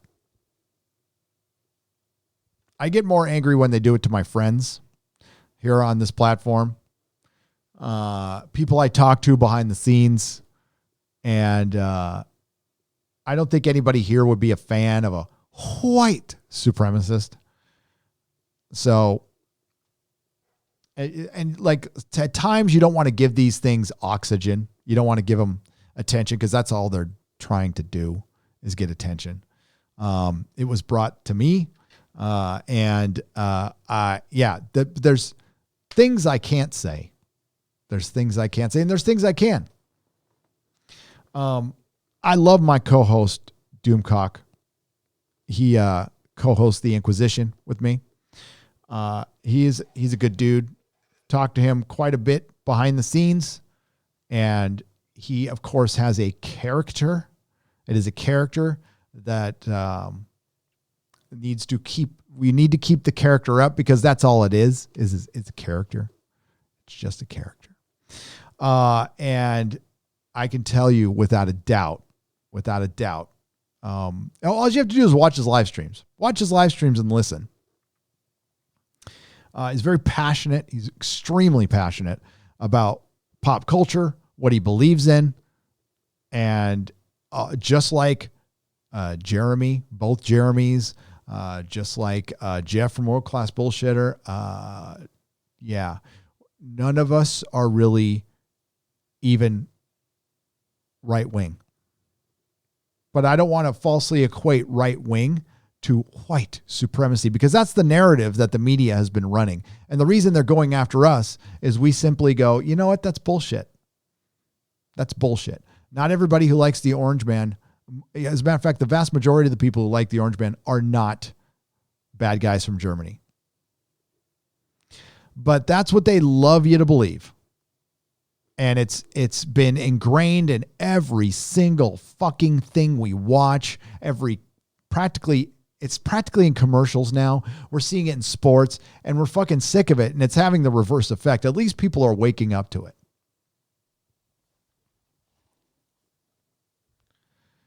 But if anybody, I mean, again, we're going to get accused of stuff all the time. We're going to have Bulls Trek and I had a Reddit thread written by us, about us. So it gets when you get searched up in Google, it will associate bad words to your name. Again, I wasn't aware of this until somebody brought it to me. And as far as Doomcock is concerned, he's not a white supremacist. He's not a racist. He's a YouTuber who likes Star Trek. And he's been making videos for a long time. And not all of his videos are up anymore.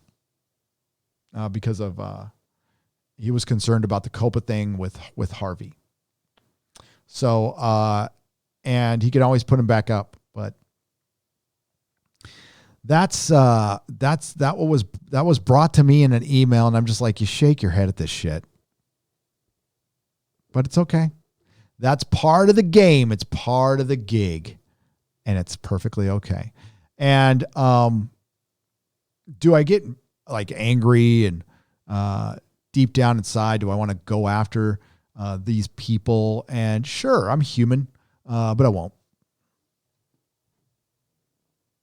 No thanks. That's what they want.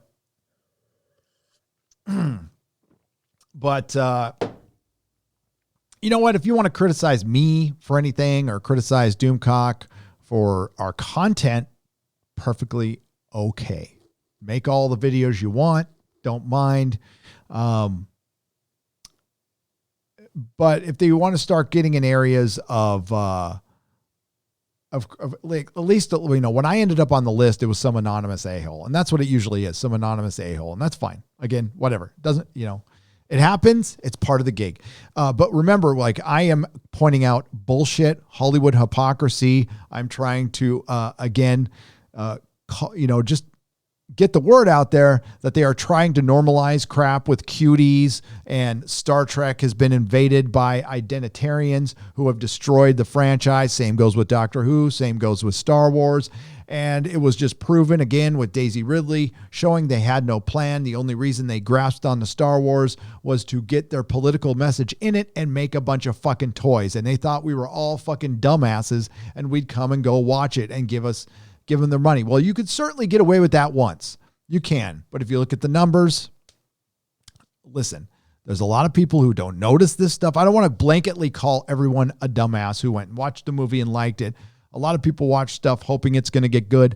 A lot of you are working every day. The normies are working every day. They don't see this stuff because they're not watching it as much as we are. So we want to be careful with the blanket, broad generalizations. But when other people try to criticize us by saying we don't point out the right-wing extremism in entertainment, I'm like, I'd be happy to do it when I see it. When I see it. Right now, it's left extremism.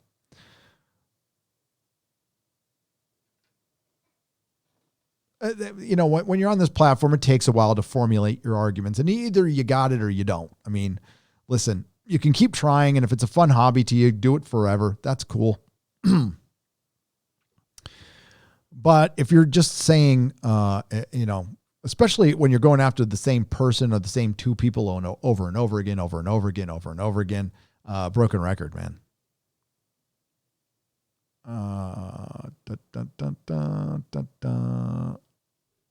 And I'm talking about individuals, going after individuals defending billion-dollar corporations, by the way. I love the white knighting for CBS that goes on out there and the white knighting for Disney.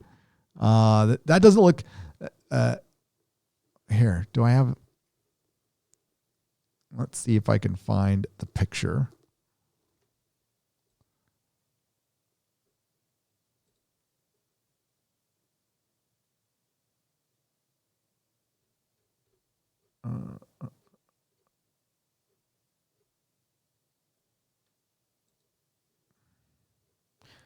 There was a pretty funny meme I saw with Star Wars Theory. I don't know. There it is right there.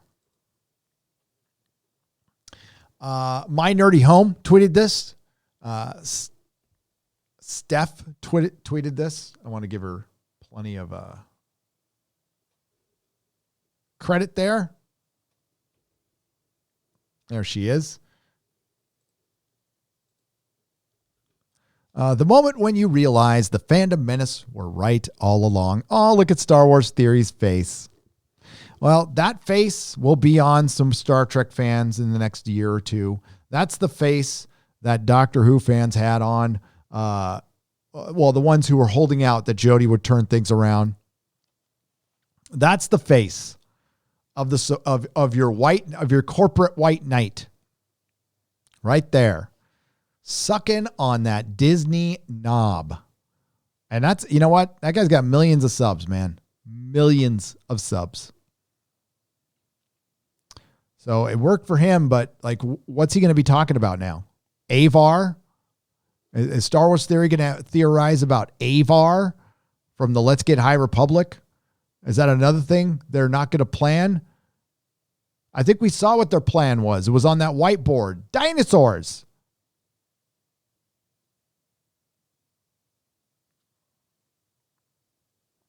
Hilarious.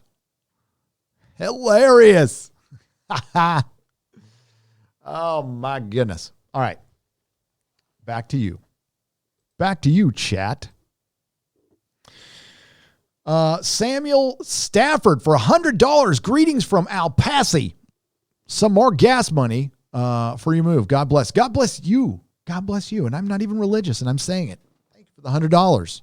That's all right. If you believe in God, that's cool. I don't bust on people for we got the Father here. And the Father doesn't even like sit there and try to convert me. He just comes in and wants to talk about comic books. It's great. It's great. Thank you for the coffee money, Barbara, for $2. All out of bubble gum for $5. And hail, Barbara. I know it's not much, but I raise my glass of Black Butte Porter to you and your family, sir. San Fran turning orange. God Emperor Trump is all powerful. Yes. That is Trump gas going over there. It's funny. Jonathan Aldrich for £5. Gary, as said on his channel, that the Oscars has gone, if they go woke and then they did it only awarding shows with diversity that do not include white actors. Yes, Jonathan, they are going completely woke with the Oscars. There is a diversity quota now, and it ceases to be art at that point. But now you just saved 4 hours of your life, and you're never going to watch the Oscars again, and it doesn't matter what wins Best Picture. Honestly, awards are lame. Phoenix Tangent for $5. Speaking of woke, I mean, they were okay. They were cool when they meant something.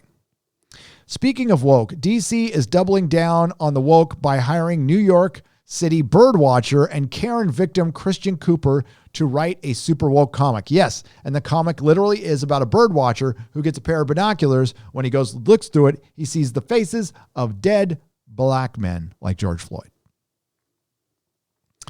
Cuties is the best in-fight movie to E Island. Yes, that's so scaven for $2 Australian to Mr. Epstein.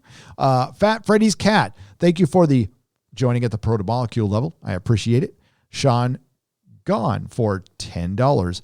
It is rumored that Disney board of directors have been watching Doomcock to understand fan perspective. Any thoughts? I don't know. I can't say that. I would say, here's what I've heard from a producer, that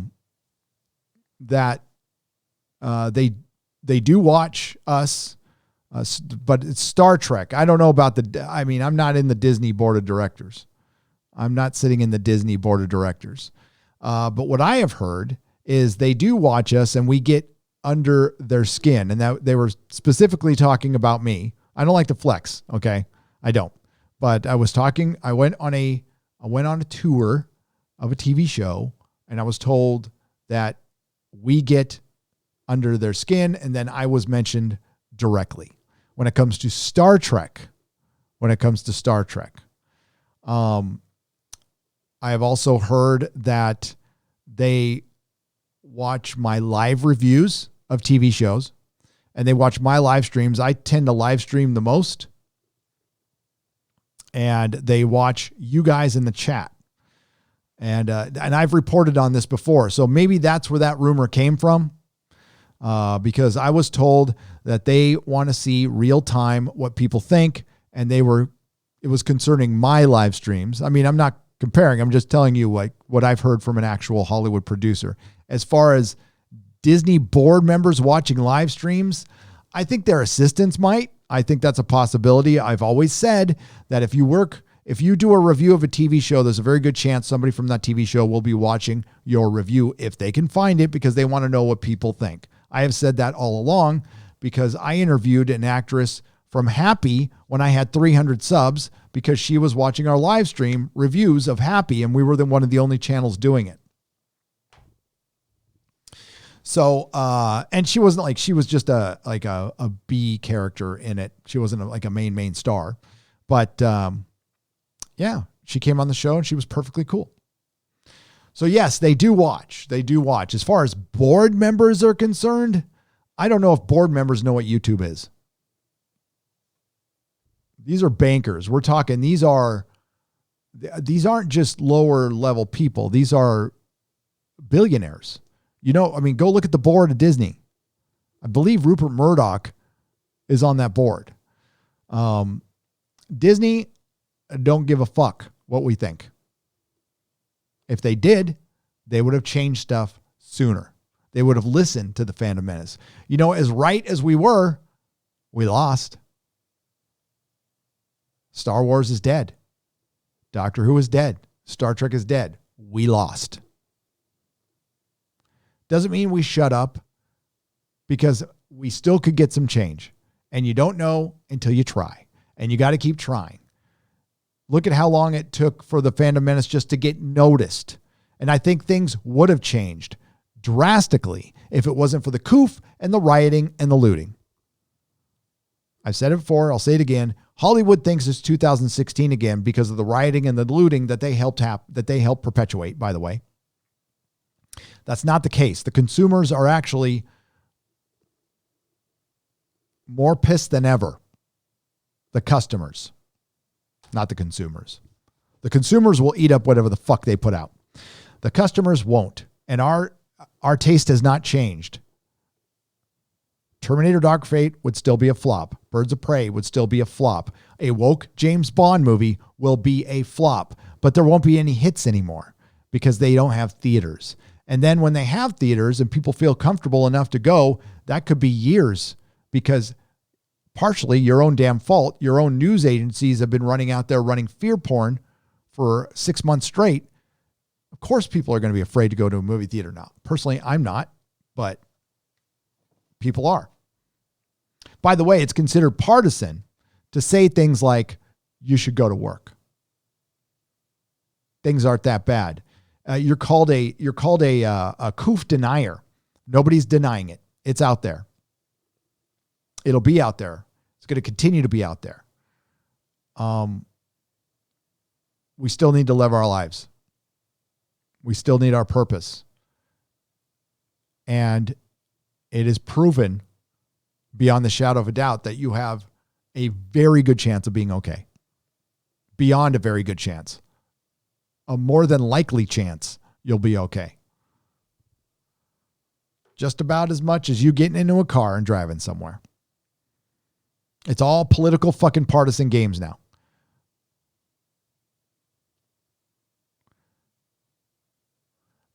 You watch this week's Lower Decks? One word.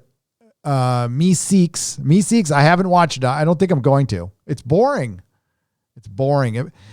If I'm not going to review it, I don't even give a shit. I honestly just don't give a shit. I'm probably helping the series by reviewing it, so I'd rather not. I'm going to review every episode of Star Trek Discovery. I'll be live and I'll do videos. It'll be just like the old days. I'll do it all.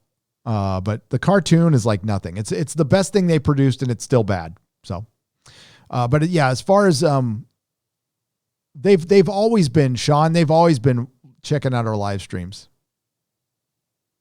That's what I was told.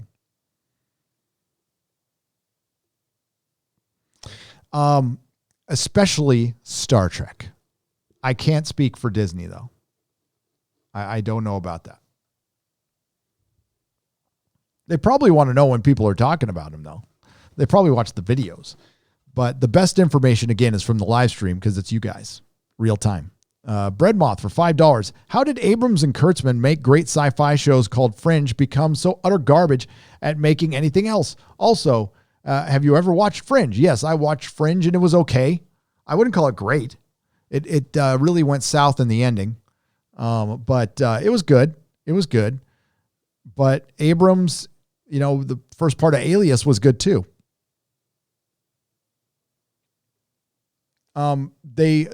They're television producers. Abrams and Kurtzman are television people who are jumped way beyond their talent level. Samuel Stafford, thank you for the joining at the Jaloja level. Gray Ghost for $2. Hail Gary, approaching Friday Night Tights attendance today. 5K. I did. Yes. Yeah, it was crazy. I was supposed to be on a time limit today. Ooh, shit. Yeah. Okay, we'll get these done. But it was such a fun show. I didn't want to stop. Hey, Gary, did you, by any chance, check out the book series I recommended? We Are Legion, We Are Bob. Great for sci-fi nerddom. I haven't checked it out yet. Jaffo on board for $4.99. It's on my list.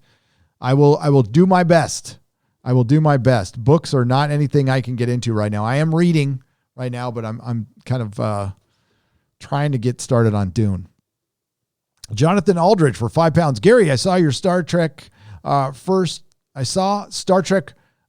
Frontier. It was a real Star Trek feature film and better than Kurtzman's Trek. I recommend it. It's on YouTube. Jonathan, was that you who messaged it to me on Facebook?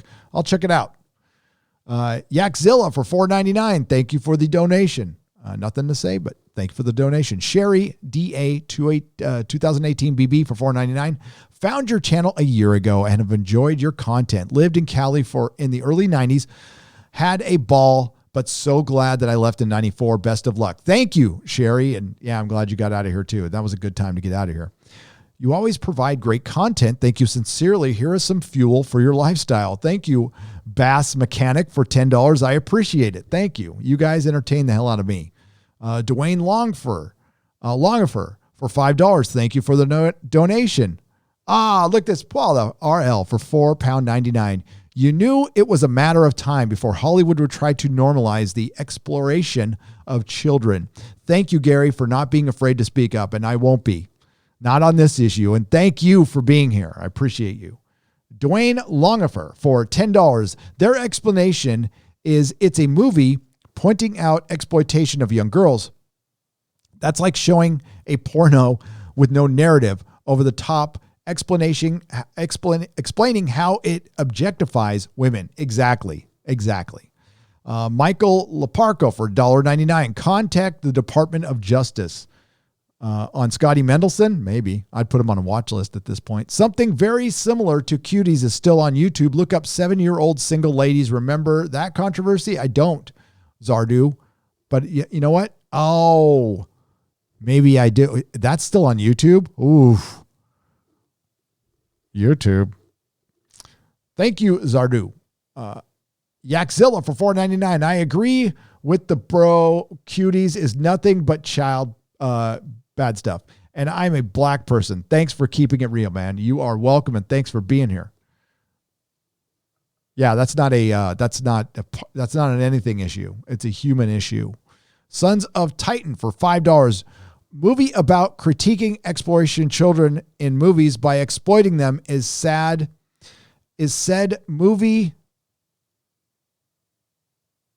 is sad. What the fuck? Shake my head. That's what he was trying to say. I can't read. The Maxer 03, Mary Ashmead. And Mary Ashmead, thank you for the super stickers. 2 phallic unicorns and a farting dog for 99 cents, $1.49, and $2.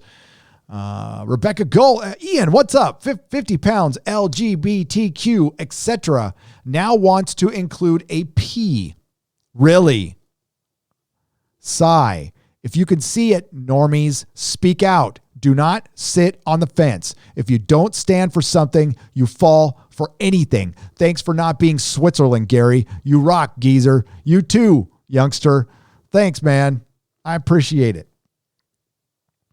Mercenary X21 for $5. If being smart means liking this garbage, I'd rather be stupid for the rest of my life. Seriously, I'm begging God here to help stop this insanity. We really need it to stop.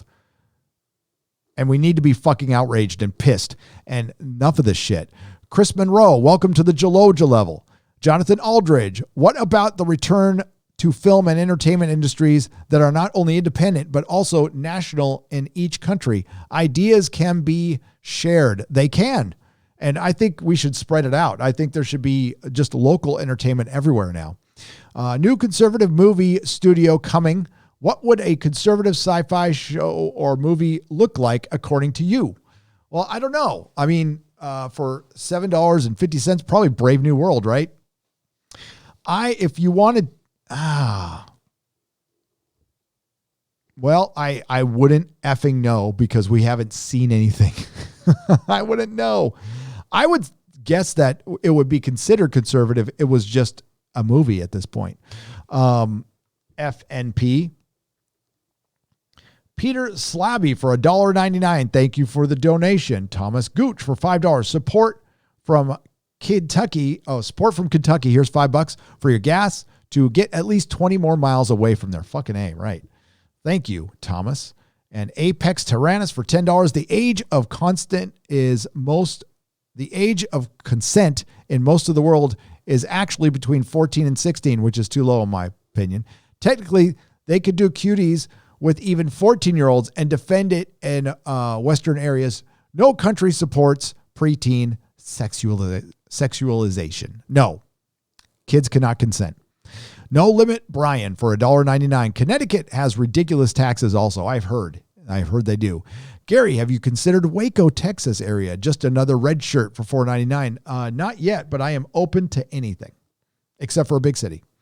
Albert Buchanan for $5. You and I share past experiences. I have heard.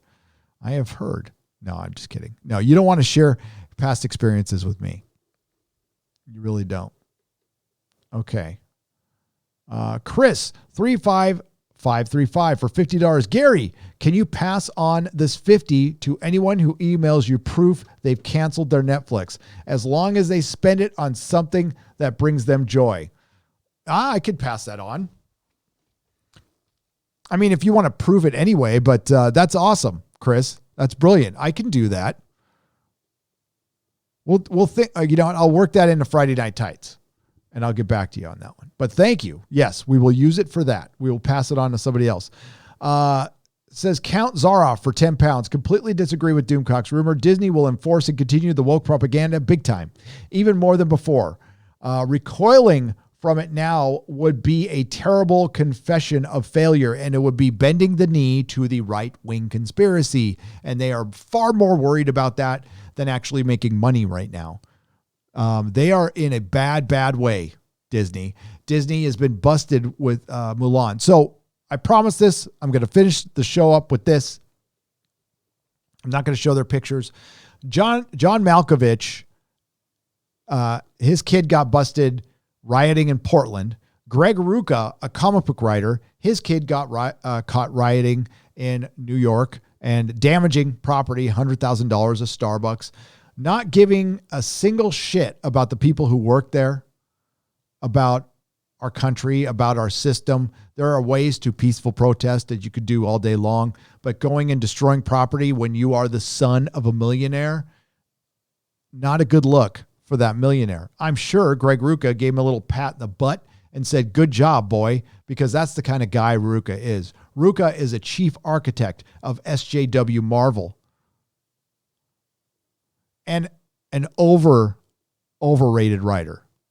He's called a best-selling comic book writer. His comics have always been preachy, and he's always been preachy. So, of course, he spawns a little preachy kid. But I'm going to keep this on Greg Rucka and John Malkovich. You know what? Be as ignorant as you want. Both of you work in entertainment. Both of you hate the country you work in. Well, I don't know about Malkovich. I get mixed signals, but Rucka, I know, hates the country he works in that allows him to write funny books. You should be thankful just for that this country allows you to hate it and write funny books. But when you start being complicit into the actual destruction of comic shops, of businesses, through your spawn or through yourself or through your donation, Greg, I want to tell you what your kid's got to look forward to if he goes to prison. So for one, this is a federal charge, much harder to fight. You want a state charge or a county charge because that DA will work with you. Federal court is a different fucking story. That means you end up in a federal pen. Now they're a little more comfortable, but here's the drawback. You don't get half time. So what happens if you get convicted? You get convicted, you go to a holding facility where they process you. It's a processing facility. You sit there anywhere from 1 to 4 months. And you're there with everybody. It's level 1 through level 4. And it's fucking gladiator school. It is fucking gladiator school. While they process you, while you sit and think about starting your sentence. So you sit in this processing center, which is gladiator school, the worst of the worst. It's not even your final destination. Then you get sent to some prison, which is in the middle of nowhere. So it doesn't even matter if you try to escape. You ain't getting anywhere. And your days are filled with boredom, occasionally interrupted with sheer terror. Your son will get in a fight. There's nothing he can do to avoid it. You will get in a fight, and he will have to fight. And if he doesn't fight, he will become somebody's bitch. And that you really don't want that. Or maybe he likes that kind of thing. Not sure. He will be in a riot. He will be lonely. He will spend his days in a low-level depression every single day. And and it happens to every inmate, usually within the first year, especially if they haven't been in long enough, you start to go a little crazy because of the confinement. You start losing your shit. And inmates have been anorexic. They have started cutting themselves. They find drugs, which you can find. And that is the breaking point. If you can get past that without getting hooked on drugs, cutting yourself, being anorexic, all the shit I've seen, you're fine. And then there's also the healthcare, which is horrific.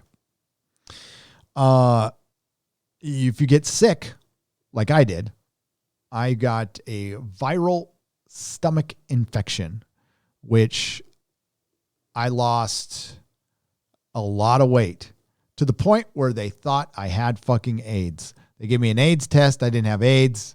And I was like, well, maybe. I mean, I slept around with a lot of girls, but I never shot any drugs up or anything. So I had just a bad stomach thing. Lost 40 pounds. I looked like I was in Auschwitz. And it's something that would have gotten taken care of overnight in a regular hospital. But I sat there in hospital beds getting freaking IVs fed to me. I was losing consciousness. It was weird. It was fucking a whole ordeal. I thought I was going to die in prison. Good thing I didn't. So there's that to look forward to. And again, you can't avoid fights. You can't avoid drama. He will be in a riot. There's nothing more fun than a prison riot, by the way. And they happen like that, by the way. That's the one lesson I was taught in life being in a prison riot is I was eating my lunch, sitting there eating my lunch, talking to some guy. And then like the next second, as I'm about to eat some macaroni and cheese, he's got a pencil sticking in his neck with like Monty Python blood spurting out all over my fucking meal and me. And all of a sudden dudes are trying to kill each other. And I'm like, I was just eating lunch like 2 seconds ago. What the fuck is this? And rubber bullets. And then the rubber bullets get followed by the real bullets and everybody hits the ground. Yeah, that shit. So chances are your son will either get addicted to drugs or start gambling or hook up with a gang, maybe even an Aryan gang. Because, I mean, those are your great white protectors in there. That's where the real Nazis are, by the way. They're there. Or he'll find other ways to procure stuff. There are things on your body that you can use for barter. Maybe he uses that. I don't know. The one thing it's not set up for is rehabilitation. It's not set up for that. Guards can be assholes. They can be cool. You are a number. You are nothing to them. If you die in their care, they don't care. You'll get to visit him once in a while. He will not have any physical contact with any human beings other than in prison if he likes that kind of thing. But other than that, he's not going to have it. And you don't get in federal prison, you don't get half time off. In state prisons, you get for good behavior. If you get a 4-year sentence, you get to go home in 2, a little over 2. In federal prison, big difference. Big difference. You do almost all your time. And that's what he's facing. Chances are very good. He will get injured in some way. He will get fucked with. Imagine the worst high school in the world. Imagine a place where all the term you use, where all the bullies go. That's where he's going. So unless he starts working out, looks like Bill and Ted at the end of Bill and Ted 3. And I saw a picture of him. He's got a pretty mouth. He's got long hair. Yeah, he'd be very popular in there. So you might not want your kids to go and destroy other people's businesses and their livelihoods because you have a lot of time in your hands because you draw funny books and watch fucking CNN all day. Wake the fuck up, dude. And Malkovich, kids going for the same thing. And it's a place where people usually end back up in. More people end back up in prison than leave it for good. The rate of recidivism is insane. Is it a class thing? Of course. So maybe these kids will be all right because they got rich daddies and they can afford they can afford expensive lawyers. I couldn't. But I did my time. I got out and I didn't go back. And I wanted to change my life. And I realized that gratitude is the thing. And I would remember that obviously your kid isn't grateful because his dad writes little funny books and he wants to go and break shit. I'd be fucking happy as fuck. My dad writes comic books. That is the coolest thing ever. But instead, you guys wallowed in your anger and you're miserable. And that's what makes you want to go out and break shit. It's got nothing to do with the orange man or this system or how this system treats people. You're fucking liars. You're just miserable people. And you shouldn't be. You should be fucking thanking whatever God you pray to every day that you write fucking funny books in a country that allows you to hate it.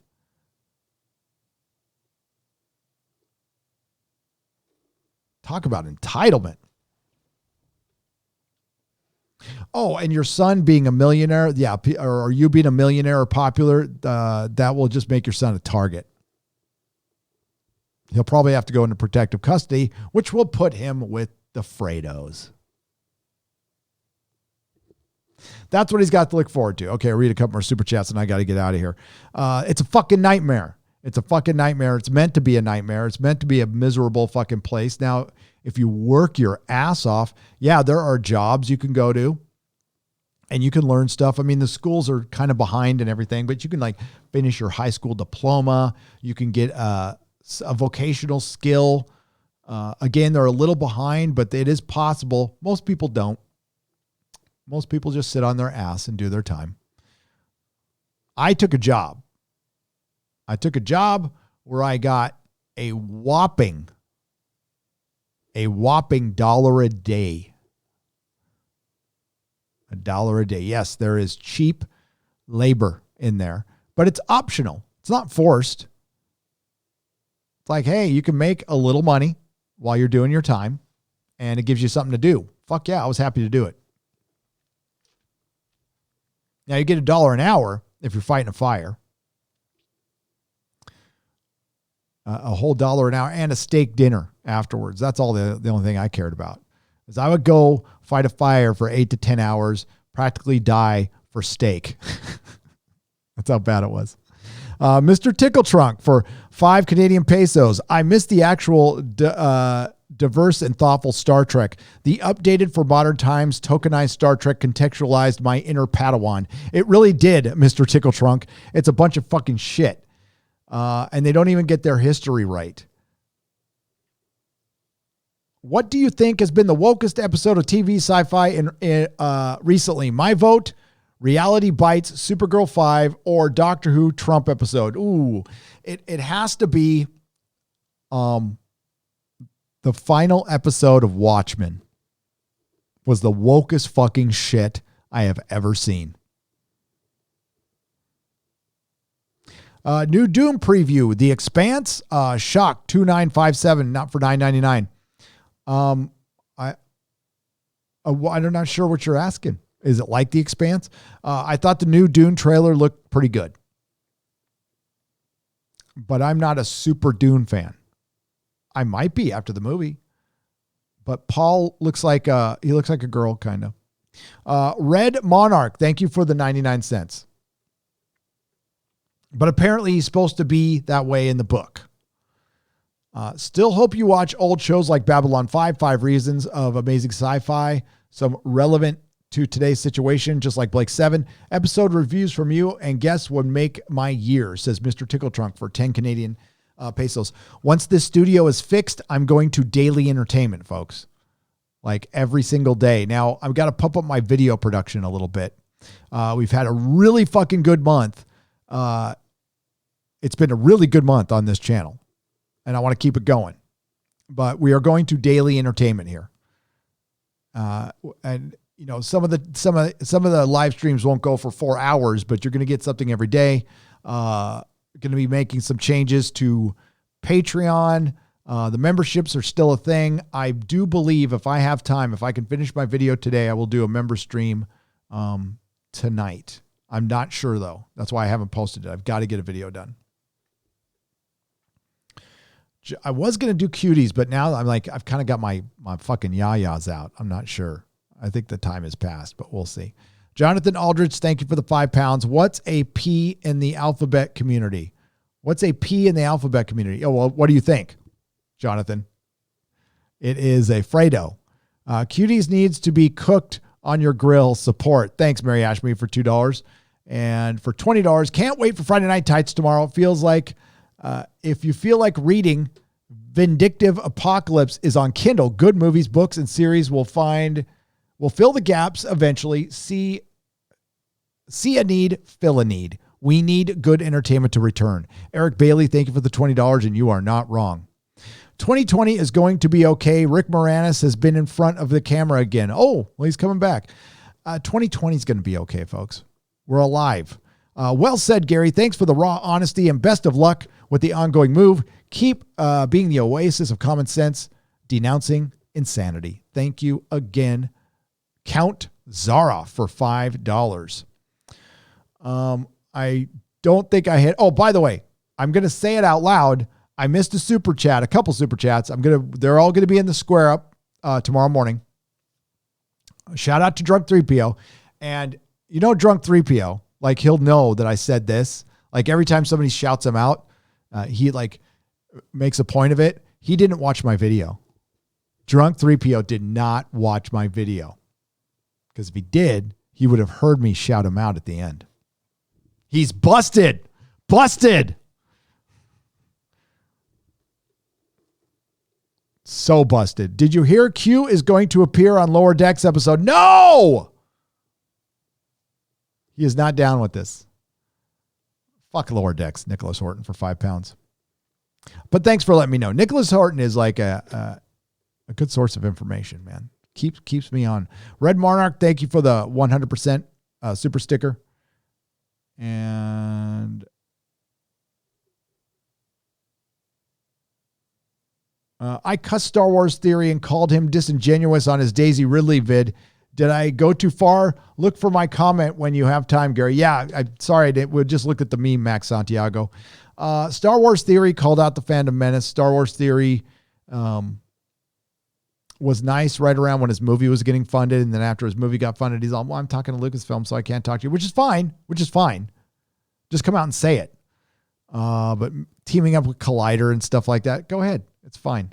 I wouldn't hitch my wagon to Star Wars. I tell you, my Star Wars video, that could be my last Star Wars video. I'm fucking done with it. I don't care. I like Cara Dune. That's the only thing I like is Cara Dune because Gina Carano fucking rules. That's all. They're not erasing. Listen, I love Doomcock. You know, he's my co-host on Inquisition. And I know I know who his people, a couple of his people may be, as far as sources are concerned. And I know he's getting sources. I just don't believe it. I don't believe they will erase the Disney trilogy. I don't believe they will de-woke Disney. And all you have to do is look at their actions. Forget what they say. Look at their actions. Look at fucking Hollywood right now. If Disney fired SJWs, they wouldn't hear the end of it. It would be Disney is over party, cancel. And that's what they're afraid of. And the thing is, it would happen for a few days and then it would end. So I think they should do it and they'd be fine. But they're so scared of the backlash of the blue check marks. Stetson Gold, these people are insufferable whilst I'm in the entertainment. Oh, I already read. That's way long time ago. Never mind. There it is. 8-inch Mego Hulk for Australian $7.99. I have read Dune and really like the story and concepts. The movie seems to honor the source material. I remain excited. Original Dune isn't woke. I heard it's kind of woke. Oh, kind of feminist. We'll see. Q should have fixed Picard, says Mr. DeMarc. Yes, I agree with that. All right, I've really got to go. I'm sorry if I missed anybody. Pamela Lynch, good luck on your move. I hope you and your family settle somewhere soon. Glad you're all out of San Francisco. The pics coming out of there are pretty scary. Yeah, Pamela Lynn. Maybe Friday I'll show what my son sent to me. Thank you for the $15. I know I missed super chats. I will make them up in the super chat score up. I do apologize. Thank you all for joining me. We had almost 5,000 people watching, which was crazy today, but I do have to get out. And I can't believe I'm probably ghosted now, but I can't believe this one. My last live stream got ghosted, and I can't believe the majority of this one didn't. Lady Gravemaster is the producer. Perry Chan makes the clips. Eric K was the great wrench today. I would call him the head wrench. Chris Perjas is the Canadian wrench. Mary Ashmead was here. And Mark Lizeth was probably back there somewhere. Nyla Shadow wrenches once in a while. Jake D is a wrench. Quarter Black Garrett, what's up, buddy? Daily entertainment, buddy. Daily. Sheila Allen is here. What's up, Sheila? How's it going? Thank you all to the Modrotics. Thank you everyone who super chatted. You keep the lights on around here. You keep things going. We will be back tomorrow, 2 p.m. Pacific time with Mahler and Rags, 2 p.m. ish. So y'all be good to each other. And hang on. I got to make sure something didn't come in last minute. Always the last minute there. Okay, good. Y'all be good to each other. And remember, not all who wander are lost. Nerdrotic.com.